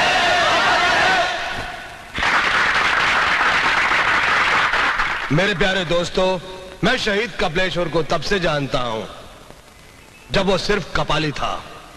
बहुत बड़ा त्यागी था, दिलेर था, वो एक मसीहा था। लेकिन अफसोस, उनका अंजाम भी वही हुआ जो बहुत सारे देश प्रेमियों का हुआ है। पुलिस कस्टडी में उसकी हत्या कर दी गई। इसलिए मैं पुलिस की नौकरी से इस्तीफा देकर राजनीति में आया हूं, ताकि वर्दी पहनकर जो लोग हमारी गरीब जनता पर जुल्म कर रहे हैं, मैं उनका पर्दाफाश कर सकूं, उन्हें सजा दिलवा सकूं, उनकी धज्जियां उड़ा सकूं।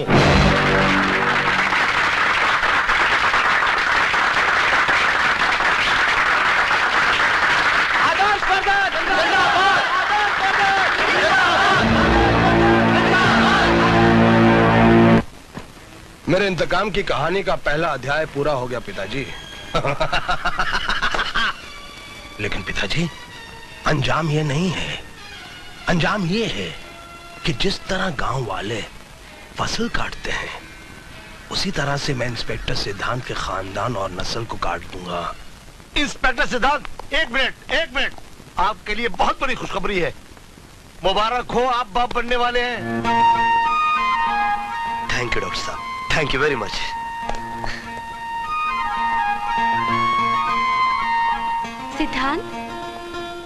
सिद्धांत, डॉक्टर ने क्या कहा?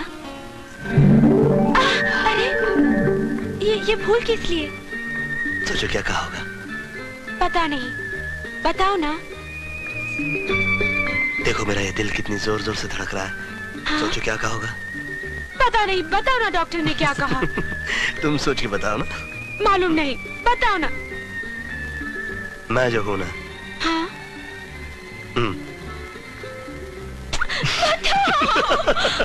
और तुम जो हो ना। हाँ? अरे, तुम हंस क्यों रहे हो? तुम मां बनने वाली हो।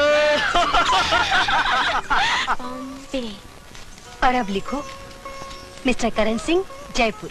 अरे बिंदिया, जरा बहू का हाथ तो बताओ। इनकी शादी हो रही है और ये कार्ड खुद लिखे। क्या ये अच्छा लगेगा बाबूजी?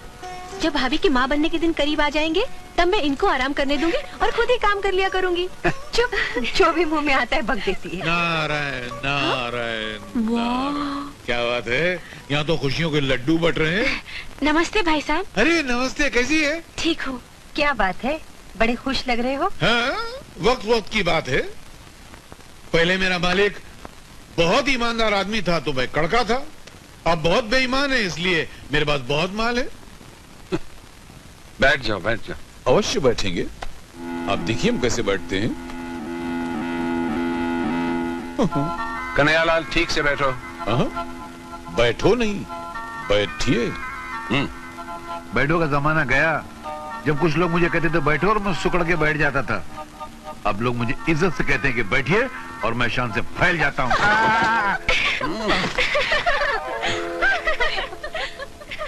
हंस लीजिए, होता है। मैं सोफे से गिरा, कम से कम उठ तो गया। वरना कुछ लोग ऐसे होते हैं कि जब कुर्सी से गिरते हैं तो कुर्सी के साथ खुद भी गायब हो जाते हैं। मैं कम से कम खड़ा तो हो गया। बहना, कभी कार की जरूरत पड़े ना तो घबराना नहीं, खाली मुझसे कह देना। अच्छा, तो आपने कार भी ले ली? क्या करे आदमी, जब बंगला लेता है तो कार तो जरूरी हो जाती है ना। भाई साहब, आपने बंगला भी खरीद लिया? हाँ, वो क्या है, मैंने एक बिल्डर को 20 करोड़ का ठेका दिलवाया तो उसने दलाली में मुझे एक छोटा सा बंगला तोहफे में दिया और वो बंगला मैंने जेब में रख लिया। तो यूं क्यों नहीं कहते कि मालामाल होने के साथ साथ तुम दलाल भी बन गए? तो क्या हुआ? लो, आजकल के जमाने में दलाल होना इज्जत की बात है, कोई बुरी बात थोड़ी है। दलालों की तस्वीर अखबार के फ्रंट पेज पे छपती है, वो चाहे फिर शेयर बाजार का दलाल हो या कोठे का दलाल हो। चलो दफा हो जाओ यहाँ से। एक बात बताओ, तुम्हें शादी में क्या तोहफा चाहिए? Get out. ये कहाँ चला गया? वो 4 लड़ियां वहां पर ठीक से लगाने पे। अरे ये क्या कर रहे हो? डबल ड्यूटी कर रहा हूँ।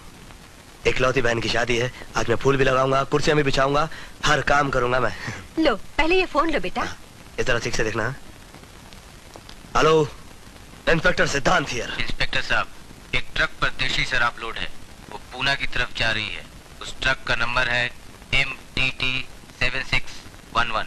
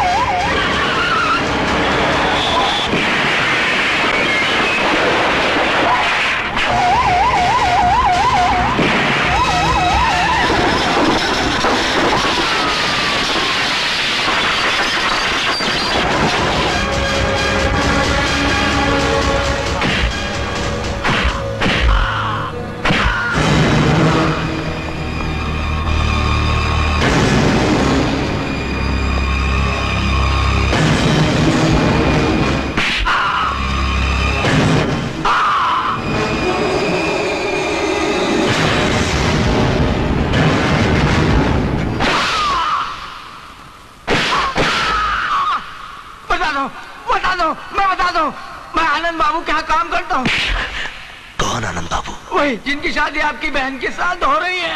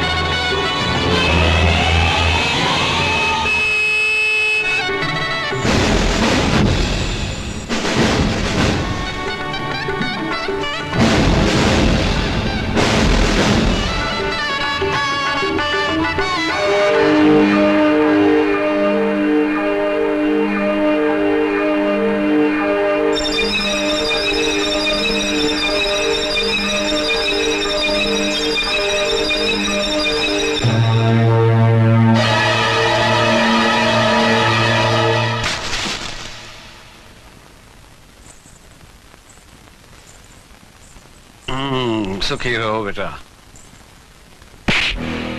बेईमान, तेरी ये हिम्मत! बीच में कोई बोलना नहीं। साले कुत्ते, मुजरिम चाहे मेरा बाप हो, मेरी माँ हो, मेरा भाई हो या मेरी बहन, मैं छोड़ूंगा नहीं उसको। इन लोगों ने जानबूझ के हमारे साथ दगाबाजी की, जानबूझ के इसके बाप ने इसकी शादी मेरी बहन के साथ की, ताकि ये लोग कानून की आंखों में धूल झोंक सके, ताकि लोग कानून को ढाल बना के इस्तेमाल कर सके, ताकि लोग बहन के जरिए एक खुददार भाई को मजबूर कर सके, उसको दबा सके। मगर मैं लोगों के चला के चलने नहीं दूंगा, एक एक करके इनके सारे सपने तोड़ दूंगा मैं, और तुझे तेरे हर जुर्म की सजा भुगतनी पड़ेगी। दामाद वामाद तेल बेचने का, चल मेरे साथ चल।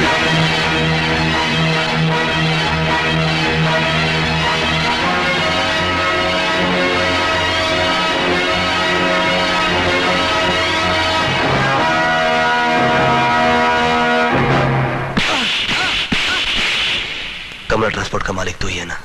हाँ। उसमें तेरा ही माल जा रहा था ना? हाँ।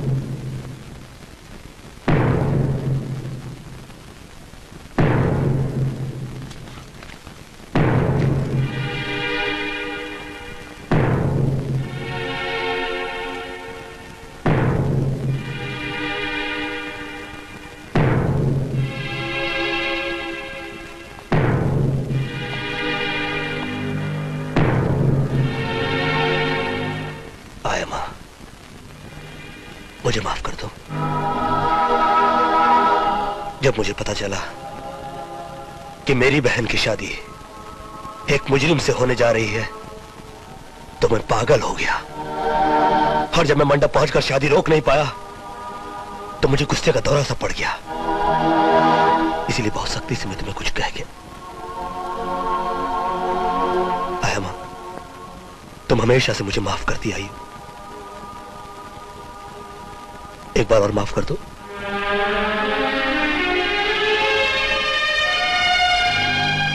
और अगर माफ ना कर सको तो मेरी गलती की सजा दो मुझे, मगर इस तरह खामोश खड़ी मत रहो।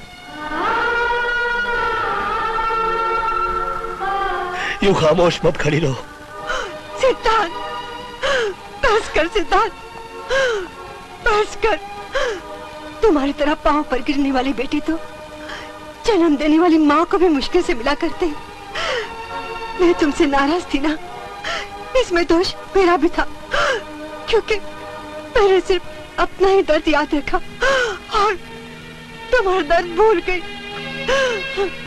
आओ, हम दोनों एक दूसरे को माफ कर दे।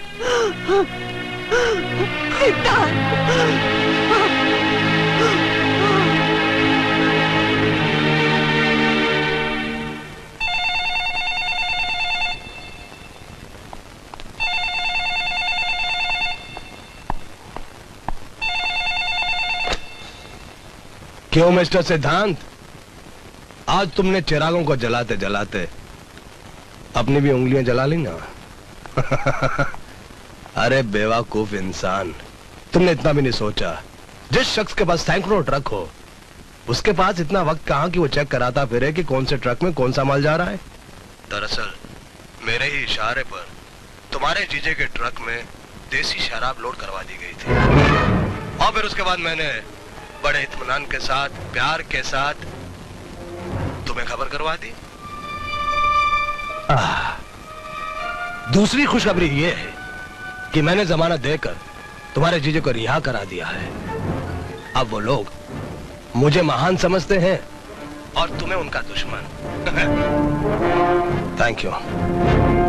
तुम्हें मुझ पर गुस्सा तो बहुत आ रहा होगा, आ रहा है ना? अरे कुछ बोलो भाई, बोलती बंद हो गई? हाँ? चुप हो गए? अरे तुम जैसे पुलिस ऑफिसर सिर्फ गाली देकर चुप नहीं बैठे रहते, आगे कुछ एक्शन भी लेते हैं। बोलो, तुम मेरे खिलाफ क्या एक्शन सोच रहे हो? ससुराल के बारे में सोच रहा हूं मैं। पहले अपनी बहन को उसके ससुराल पहुंचाऊंगा, फिर तुम्हारी बारी आएगी।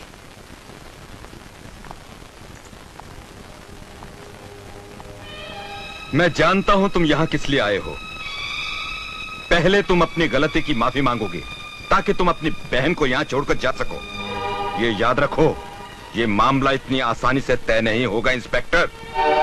एक इंस्पेक्टर को अपने फर्ज के लिए जो कुछ करना था वो तो कर गुजरा।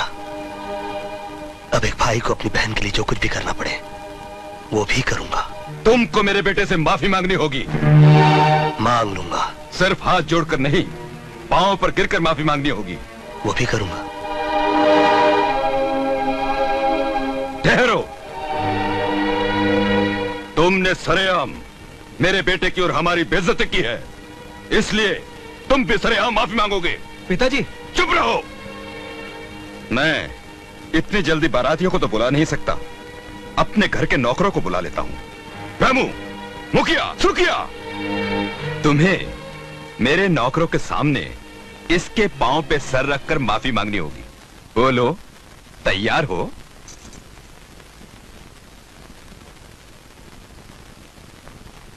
सुहाग के कंगन का वजन राखी से ज्यादा होता है। मैं तैयार हूं। नहीं, ये तैयार नहीं है। नहीं भैया, तुम ऐसा मत करो। तुमने तो गलती की थी, मगर ये तो जानबूझकर गलत कर रहे हैं तुम्हारे साथ। अपने भाई को इतना ज्यादा नीचे गिराने से तो अच्छा मैं ये समझूंगी अपने गले का मंगलसूत्र उतार कर फेंक दो। चलिए भैया, बिंदिया, चलिए यहाँ से। चीयर्स। बताइए, मुझे किस लिए याद किया? तुम इंस्पेक्टर सिद्धांत को नौकरी से निकाल दो। मुझे सुबह तक ये न्यूज चाहिए कि सिद्धांत को नौकरी से निकाल दिया गया है। सॉरी सर, मैं वो तोता नहीं जो ज्योतिषी के इशारे पर किसी के नाम की पर्ची निकालने के लिए बाहर आता है और फिर अपने पिंजरे में चला जाता है। मुझे इजाजत दीजिए। लगता है इस तोते ने ईमानदारी के दाने कुछ ज्यादा ही खा लिए हैं। भाभी को लड़का हुआ है। भैया मुबारक हो, आप बाप बन गए हैं। बिंदिया, Congratulations. बेटा मुबारक हो सर। Thank you sir. मुबारक हो। Thank you. सिद्धांत आओ बेटा। पूजा। सिद्धांत, भैया हमारा मुन्ना प्यारा है ना? अरे ये तो लाखों करोड़ों में एक है। ला बेटी, चल इसे काजल लगा ले। आइए आया माँ। अरे मेरे राजा। सिद्धांत, सिद्धांत, उसकी आंखें कैसी हैं? काश मैं अपने बच्चे को देख पाती। बताओ ना सिद्धांत, मैं कभी अपने बच्चे को देख पाऊंगी या नहीं? पूजा, बताओ ना, मैं कभी उसे देख पाऊंगी या नहीं? बताओ ना सिद्धार्थ, बताओ मुझे। बहुत जल्द देख पाओगी। आई स्पेशलिस्ट डॉक्टर भटनागर ने इनकी आंखों का टेस्ट लिया था और उनका कहना है कि अगले महीने इनकी आंखों का ऑपरेशन हो सकता है।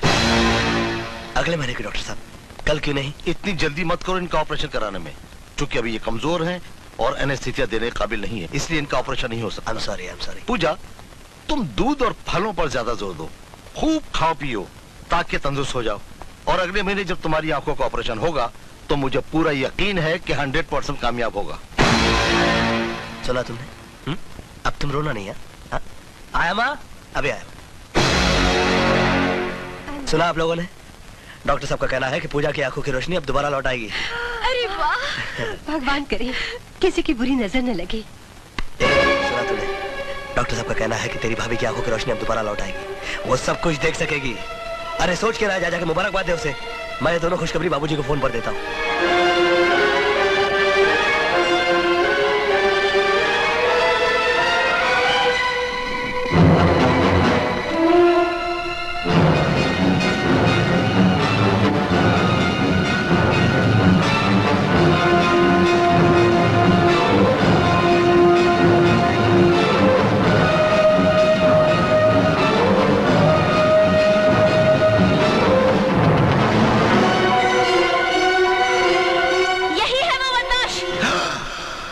के लिए माफी नहीं दी जाती, उसके लिए सजा दी जाती है।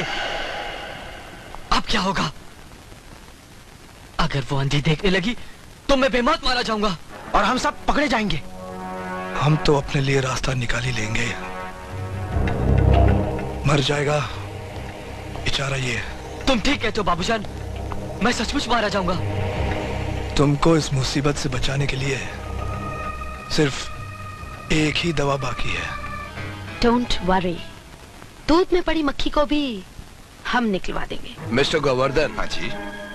अगर आप लोग जरा सा भी मेरा एहसान मानते हैं तो मेरी एक बात मान लें। जी कहिए। आप लोग सीधा शास्त्री जी के घर जाएं और उनसे कहें कि जो कुछ हुआ है उसे भूल जाएं। शास्त्री जी, आज हम अपनी बहू को घर ले जाने आए हैं। अगर किसी दबाव या मजबूरी के बिना अपनी इच्छा से आए हैं तो मुझे कोई एतराज नहीं।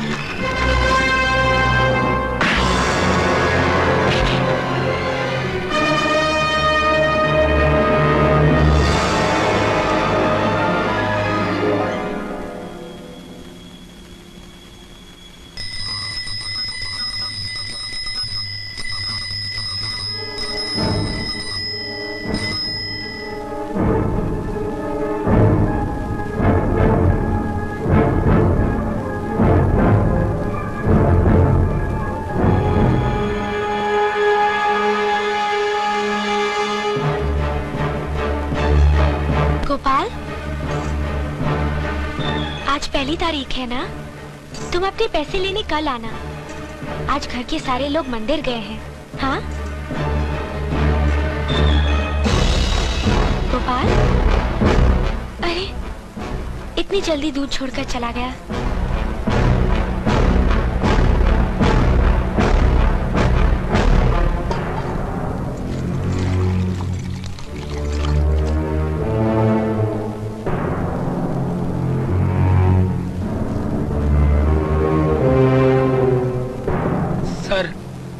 जब मैं आपके घर पे जा रहा था तो किसी ने पीछे से मेरे सर पर ऐसा वार किया कि मैं बेहोश हो गया, और जब मुझे होश आया तो वहां कोई भी नहीं था। दूध की थैली भी गायब थी।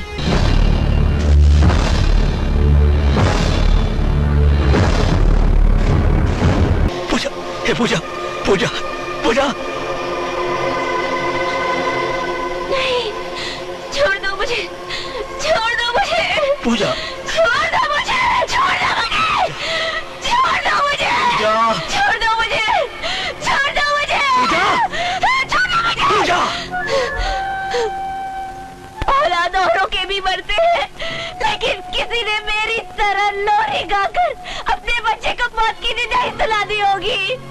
मेरी अंधी जिंदगी मेरे बच्चे के लिए श्राप बन गई। मैं ये जिंदगी नहीं जीना चाहती, मैं मर जाना चाहती हूँ, मैं मर जाना चाहती हूँ। पूजा, पूजा।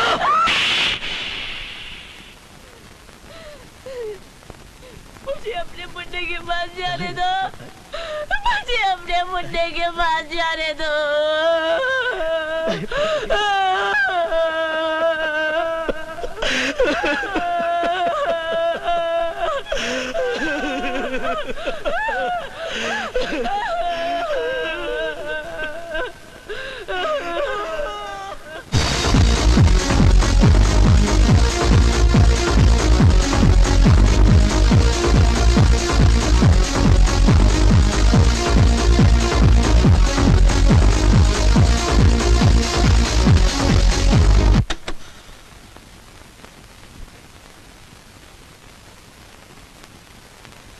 मैं तो सिर्फ ये कहने आया हूं कि दुनिया में अक्सर यही होता है, जिसे मर जाना चाहिए वो जिंदा रहता है, और जिसे जिंदा रहना चाहिए वो मर जाता है। तुम कहना क्या चाहते हो? आखिर हुआ क्या है? यही कि तुम्हारी भाभी जिंदा है और बच्चा मर गया।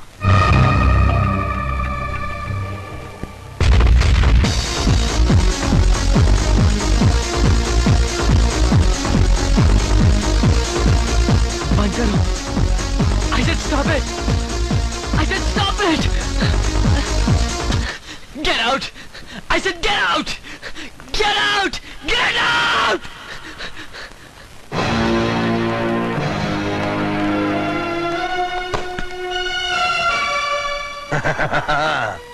मुझे हर रोज पहली खुशी तब होती है जब तू मुझे सलाम करता है। मैं कोशिश करूंगा कि आपको आखिरी खुशी भी मैं ही दूं। खुशी और तू? अरे जो खुद खुशी के मामले में कंगाल हो वो दूसरों को क्या खुशी देगा? हा? रात के अंधेरे में डूबा हुआ चांद रोशनी की भीख ज्यादा बांटता है। अरे उदासी में तो तू फिलोसोफर की तरह बातें कर रहा है। मैं उदास नहीं, परेशान हूं। मेरी बीवी की आंखों का ऑपरेशन होने वाला है। मेरा उसके पास रहना बहुत जरूरी है। नहीं, तुम्हारा मेरे साथ जाना बहुत जरूरी है। पब्लिक मीटिंग के अंदर इतनी पब्लिक होगी, पब्लिक का क्या भरोसा मुझ पर हमला कर दे, मुझे मार दे। अगर तुम्हारी पत्नी मर गई तो तुम दूसरी शादी कर सकते हो, लेकिन अगर मैं मारा गया तो इस देश को मेरे जैसा नेता कहां से मिलेगा? लेकिन फिर भी अगर तुम अपनी पत्नी के पास जाना चाहते हो तो जाओ, लेकिन जाने से पहले अपनी नौकरी से इस्तीफा दे दो। वक्त ने हमेशा मेरी कठिन परीक्षा ली है और कठिन परीक्षा में पास हो जाना मेरी बुरी आदत है। चलिए सर।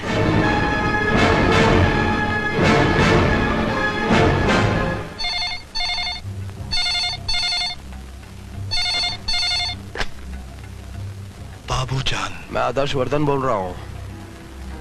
सिद्धांत को मैं अपने साथ मीटिंग में ले जा रहा हूँ। उधर उसकी बीवी की आंखों का ऑपरेशन हो रहा है।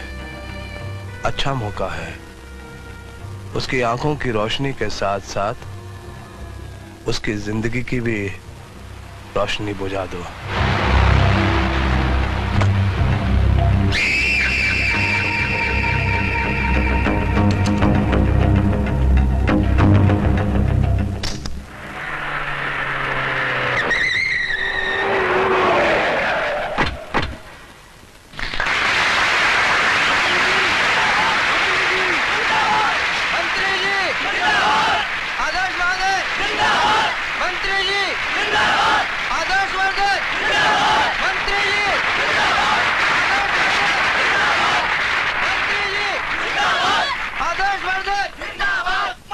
कन्हैयालाल जी, यहाँ इतनी कम भीड़ क्यों है? ये शास्त्री जी का इलाका है। आपको याद नहीं, पिछली बार इलेक्शन में आपको बहुत कम वोट मिले थे यहाँ से? हाँ? आज शास्त्री के इलाके में शास्त्री की इज्जत की अर्थी ना निकाली तो मेरा नाम भी आदर्श वर्धन नहीं।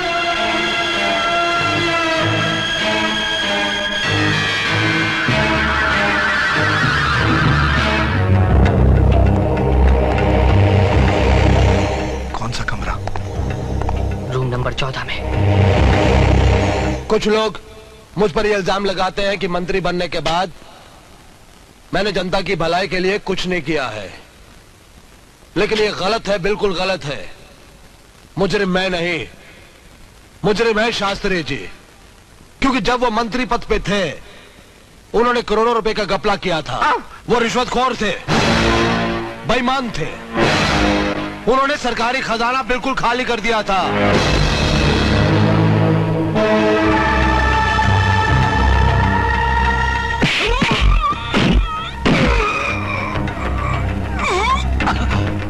इंस्पेक्टर सिद्धांत। सर।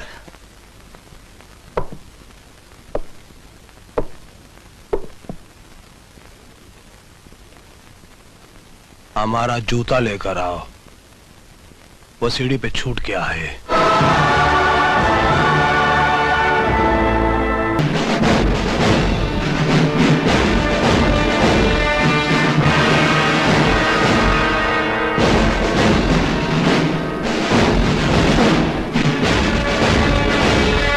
बुरा तो नहीं लग रहा है ना? बुरा तो नहीं लग रहा है ना? बुरा तो नहीं लग रहा है ना?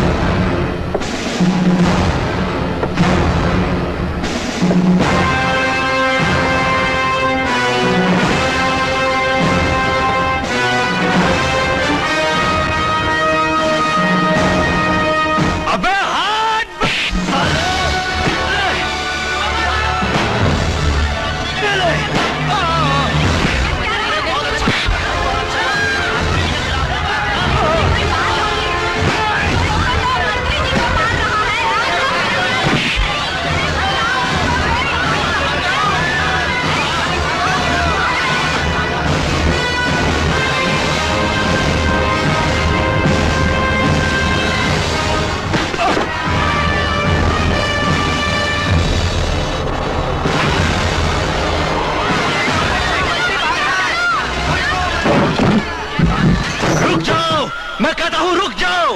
कब तक किसी तरह सच्चाई से भागते रहोगे आप लोग? कब तक? अभी तो आप लोगों को कई समुंदर, कई तूफानों से लड़ना है। याद रखो, जो लोग वक्त के धारे में कागज की नाव की तरह बह जाते हैं, उन्हें एक मामूली सी लहर भी डुबा देती है। मैंने यहां पर कोई जुल्म नहीं, इंसाफ किया है, इंसाफ। मगर उस इंसाफ में जरा सी कमी रह गई। मुझे आदर्शवर्धन को उसके नए जूते से नहीं, बल्कि किसी गरीब की फटी पुरानी कील निकली हुई चप्पल से मारना चाहिए था। चप्पल से। इसलिए कि खून चूसने वाले खटमल से ज्यादा खतरनाक होता है दिमाग, जो हड्डियां तक चूस जाता है। और ये आदर्शवर्धन देश और समाज के उसी खतरनाक दिमाग की तरह है जिससे मैं आप लोगों को बचाना चाहता हूं।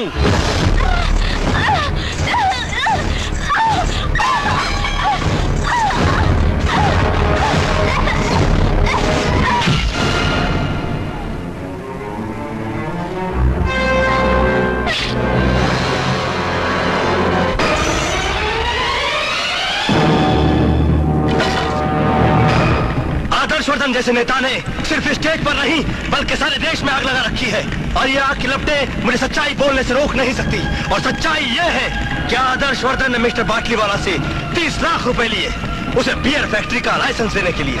बिल्डर चौधरी से 1 करोड़ रुपए लिए, उसे काली चौकी की बस्ती जलाकर वहां पर 5 स्टार होटल बनाने के लिए। अब बातें मैंने आप लोगों को इसलिए बताई कि आप लोग जान जाएं कि गुंडों का रखेल कभी गरीबों का रखवाला नहीं बन सकता। अगर भी आप लोगों को लगता है कि मैं गलत हूं और आदर्शवर्धन सही है, तो due regards to you all, मैं ये वर्दी हंसते हंसते उतारने के लिए तैयार हूं। जय हिंद।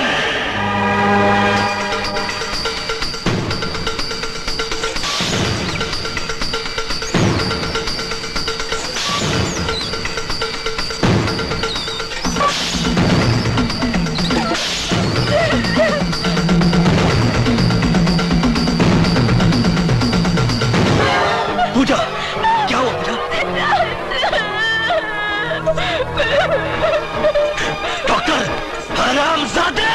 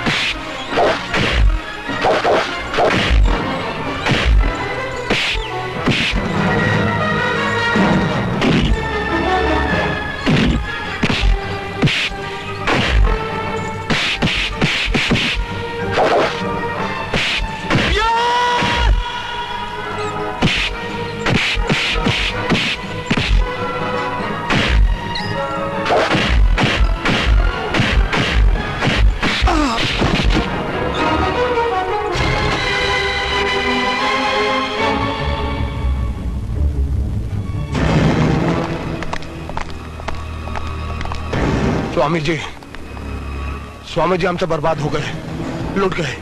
लूट के आ गए बल्कि पिट गए। स्वामी जी से क्या छुपाना, वो तो अंतर्यामी है, बोलो ना। हाँ स्वामी जी, इंस्पेक्टर सिद्धांत ने हमारा सब कुछ लूट लिया। उल्टन के सारे पोल खोल दिए, सब अखबारों में छप गया। जनता तो जूते लेके इनको ढूंढ रही है, और इनकी पार्टी ने तो मंत्री पद से भी हटा दिया। मुंह छुपाने को भी जगह नहीं बची अब तो। काजल की कोठरी में रहोगे तो कभी न कभी तो दाग लगेगा। आप लोग निश्चिंत मेरे आश्रम में विश्राम कीजिए। मैं दिल्ली के नेताओं से बात करूंगा। हर दाग मिटाने की कोई न कोई दवा अवश्य होगी। स्वामी जी, अगर मैं इस आफत से निकल गया तो मैं इंस्पेक्टर सिद्धांत के परिवार के हर एक आदमी का कत्ल कर दूंगा। नहीं, अरे ये क्या बात हुई? तुम्हारी दुश्मनी इंस्पेक्टर सिद्धांत से, उसके परिवार के बेगुनाह को क्यों मारोगे तुम? चुप रहो। नहीं, देखो, बेईमानी करना, कालाबाजारी करना एक बात है, लेकिन अगर तुम किसी के खून की बात करोगे तो मैं तुम्हारा साथ नहीं दूंगा। Shut up! नहीं, मैं चिल्लाकर सारी दुनिया को बोल दूंगा। चिल्लाएगा तू? चिल्लाएगा ये? क्या सोच रहे हो? कुछ नहीं स्वामी जी, मेरे पुराने मालिक ने कहा था कि बेईमानी करोगे तो एक दिन इतने जूते पड़ेंगे कि टकला निकल आएगा। जूते तो पड़ गए, टकला भी एक दिन निकल ही आएगा। देवी माँ, आज बहू की आंखों की पट्टी खुलने वाली है, उसकी आंखों को रोशनी दे दी। अब अपनी आंखें धीरे धीरे खोलिए।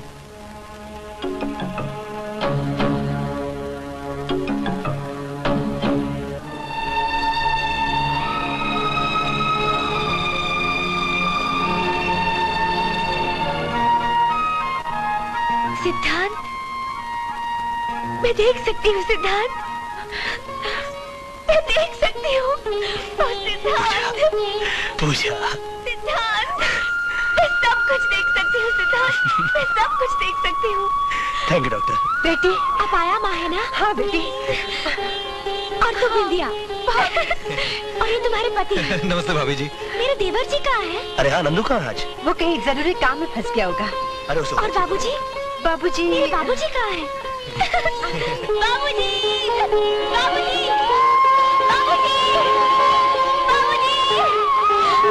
बाबूजी, बाबूजी, मेरी आंखें वापस आ गई बाबूजी। बाबूजी, अब मैं आपकी हर चीज संभाल के रखूंगी, आपकी कोई भी चीज गुम नहीं होने दूंगी। सिद्धांत बहुत खुश हुआ होगा ना? हाँ बाबूजी, वो बहुत खुश है, बहुत खुश।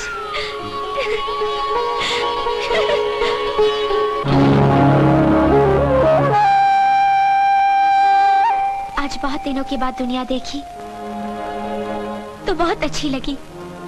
काश मैं अपने बच्चे को भी देख पाती। पूजा,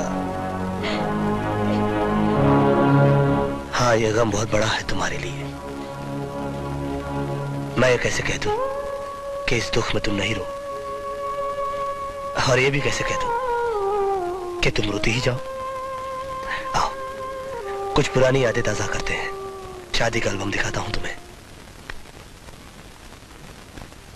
ये देखो, देखो इस तस्वीर में तुम कितनी खूबसूरत लग रही हो। किसी ने तुम्हें रोका नहीं कि तुम एक अंधी लड़की से शादी क्यों कर रहे हो? अरे नहीं पगली, बल्कि मेरे इस फैसले से सभी घर वाले बहुत खुश थे। ये देखो, ये देखो बाबूजी कितने खुश नजर आ रहे हैं। आया माँ, अपनी बिंदिया। हाँ हाँ, ये देखो। इसकी तस्वीर इस एल्बम ने आपने क्यों लगा दी? क्या मतलब?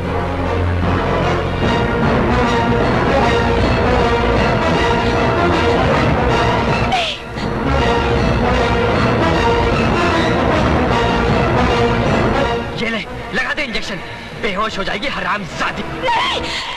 पूजा, क्या हो गया तुम्हें? ये उन बदमाशों के ग्रुप का आदमी है जिन्होंने मुझे मारने की कोशिश की थी। ये क्या कह रही हो पूजा तुम? हाँ, मैंने अपनी आंखों से देखा उसे गलत काम करते हुए। इस तरह का गलत काम करते हुए देखा तुमने इसे? ये उन लोगों में से है जो लड़कियों की नंगी फिल्में बनाता है। एक बार ये लोग मुझे भी उठा कर ले गए थे और मेरे साथ इस तरह की ज्यादती करने की कोशिश की थी। तब किसी तरह मैं वहां से भाग गई थी और वहां तुम मिले थे, याद है तुम्हें? तब यही मेरी तस्वीरें खींच रहा था, यही मेरी तस्वीरें खींच रहा था। नंदू!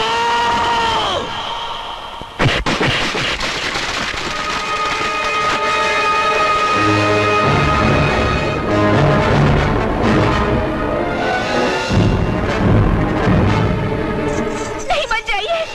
अगर मुझे पता होता कि वो आपका भाई है तो मैं आपको ये सब कभी नहीं बताती। आपको मेरी कसम, नंदू को माफ कर दीजिए। मुजरिम को माफी नहीं, उसे सजा दी जाती है। सिद्धार्थ, रुक जाओ, रुक जाओ सिद्धार्थ, रुक जाओ।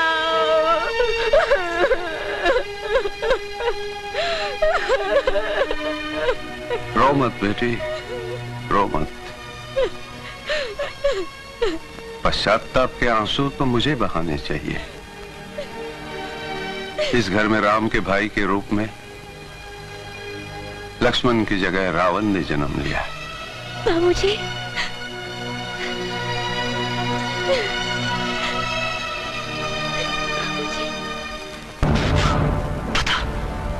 तुम लोग की फिल्म बेचते कि नहीं?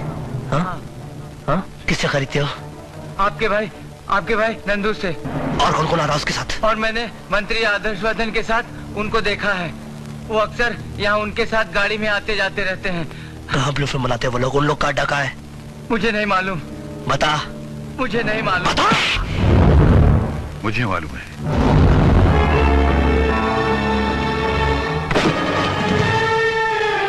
Shoot him!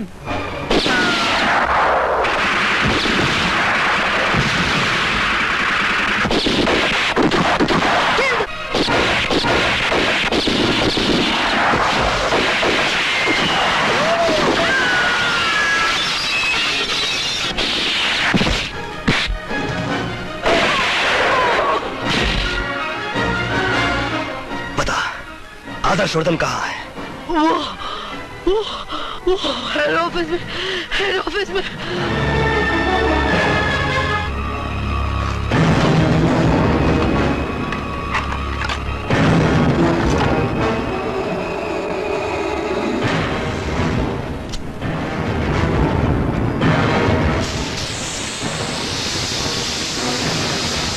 I'm sorry, baby.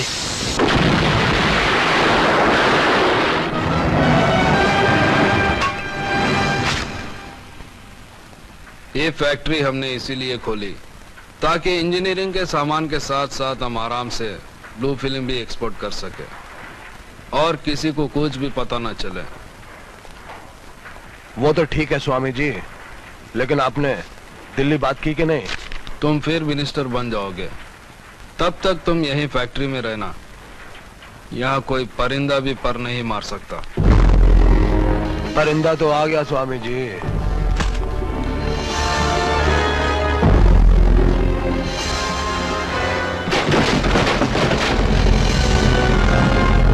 खत्म करो। बचने में पाया आज।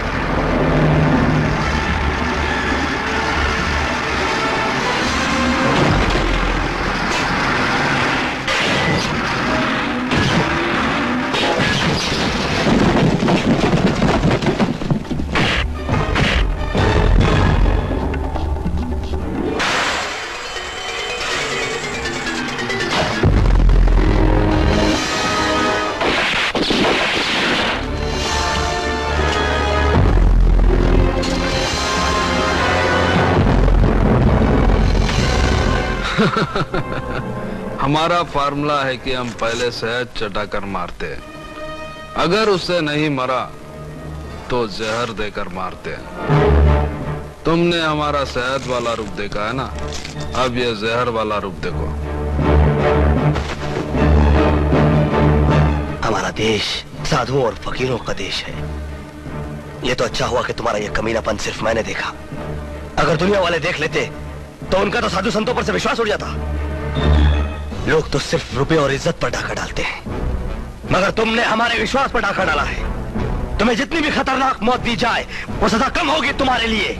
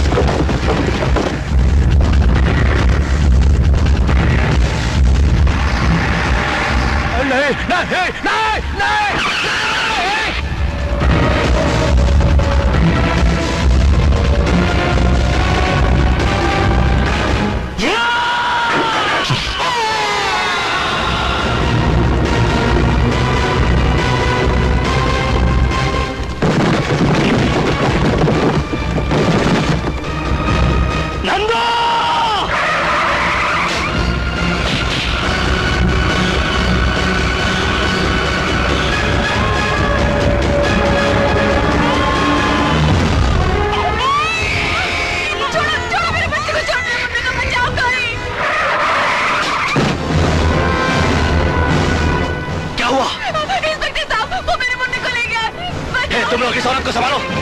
नंदू!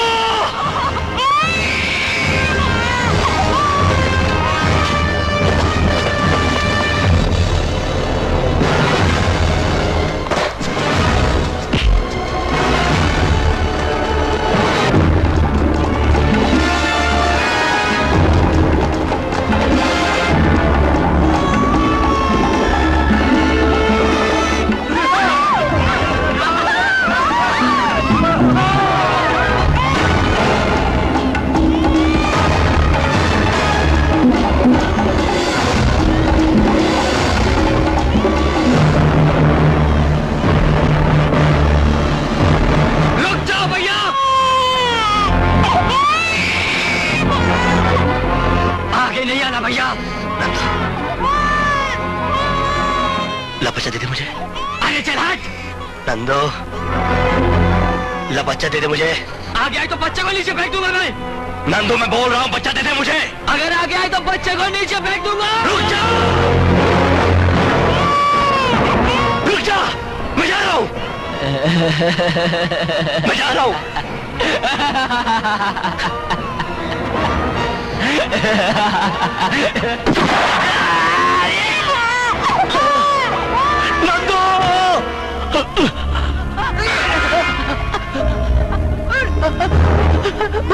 भैया भैया भैया मुझे बचा, मुझे माफ कर दो भैया। मेरे भाई मैंने तुझे माफ किया, ऊपर आ जा तू। मुझे माफ कर दो भैया, मुझे माफ कर दो भैया। हाँ नंदू मुझे बचा लो भैया।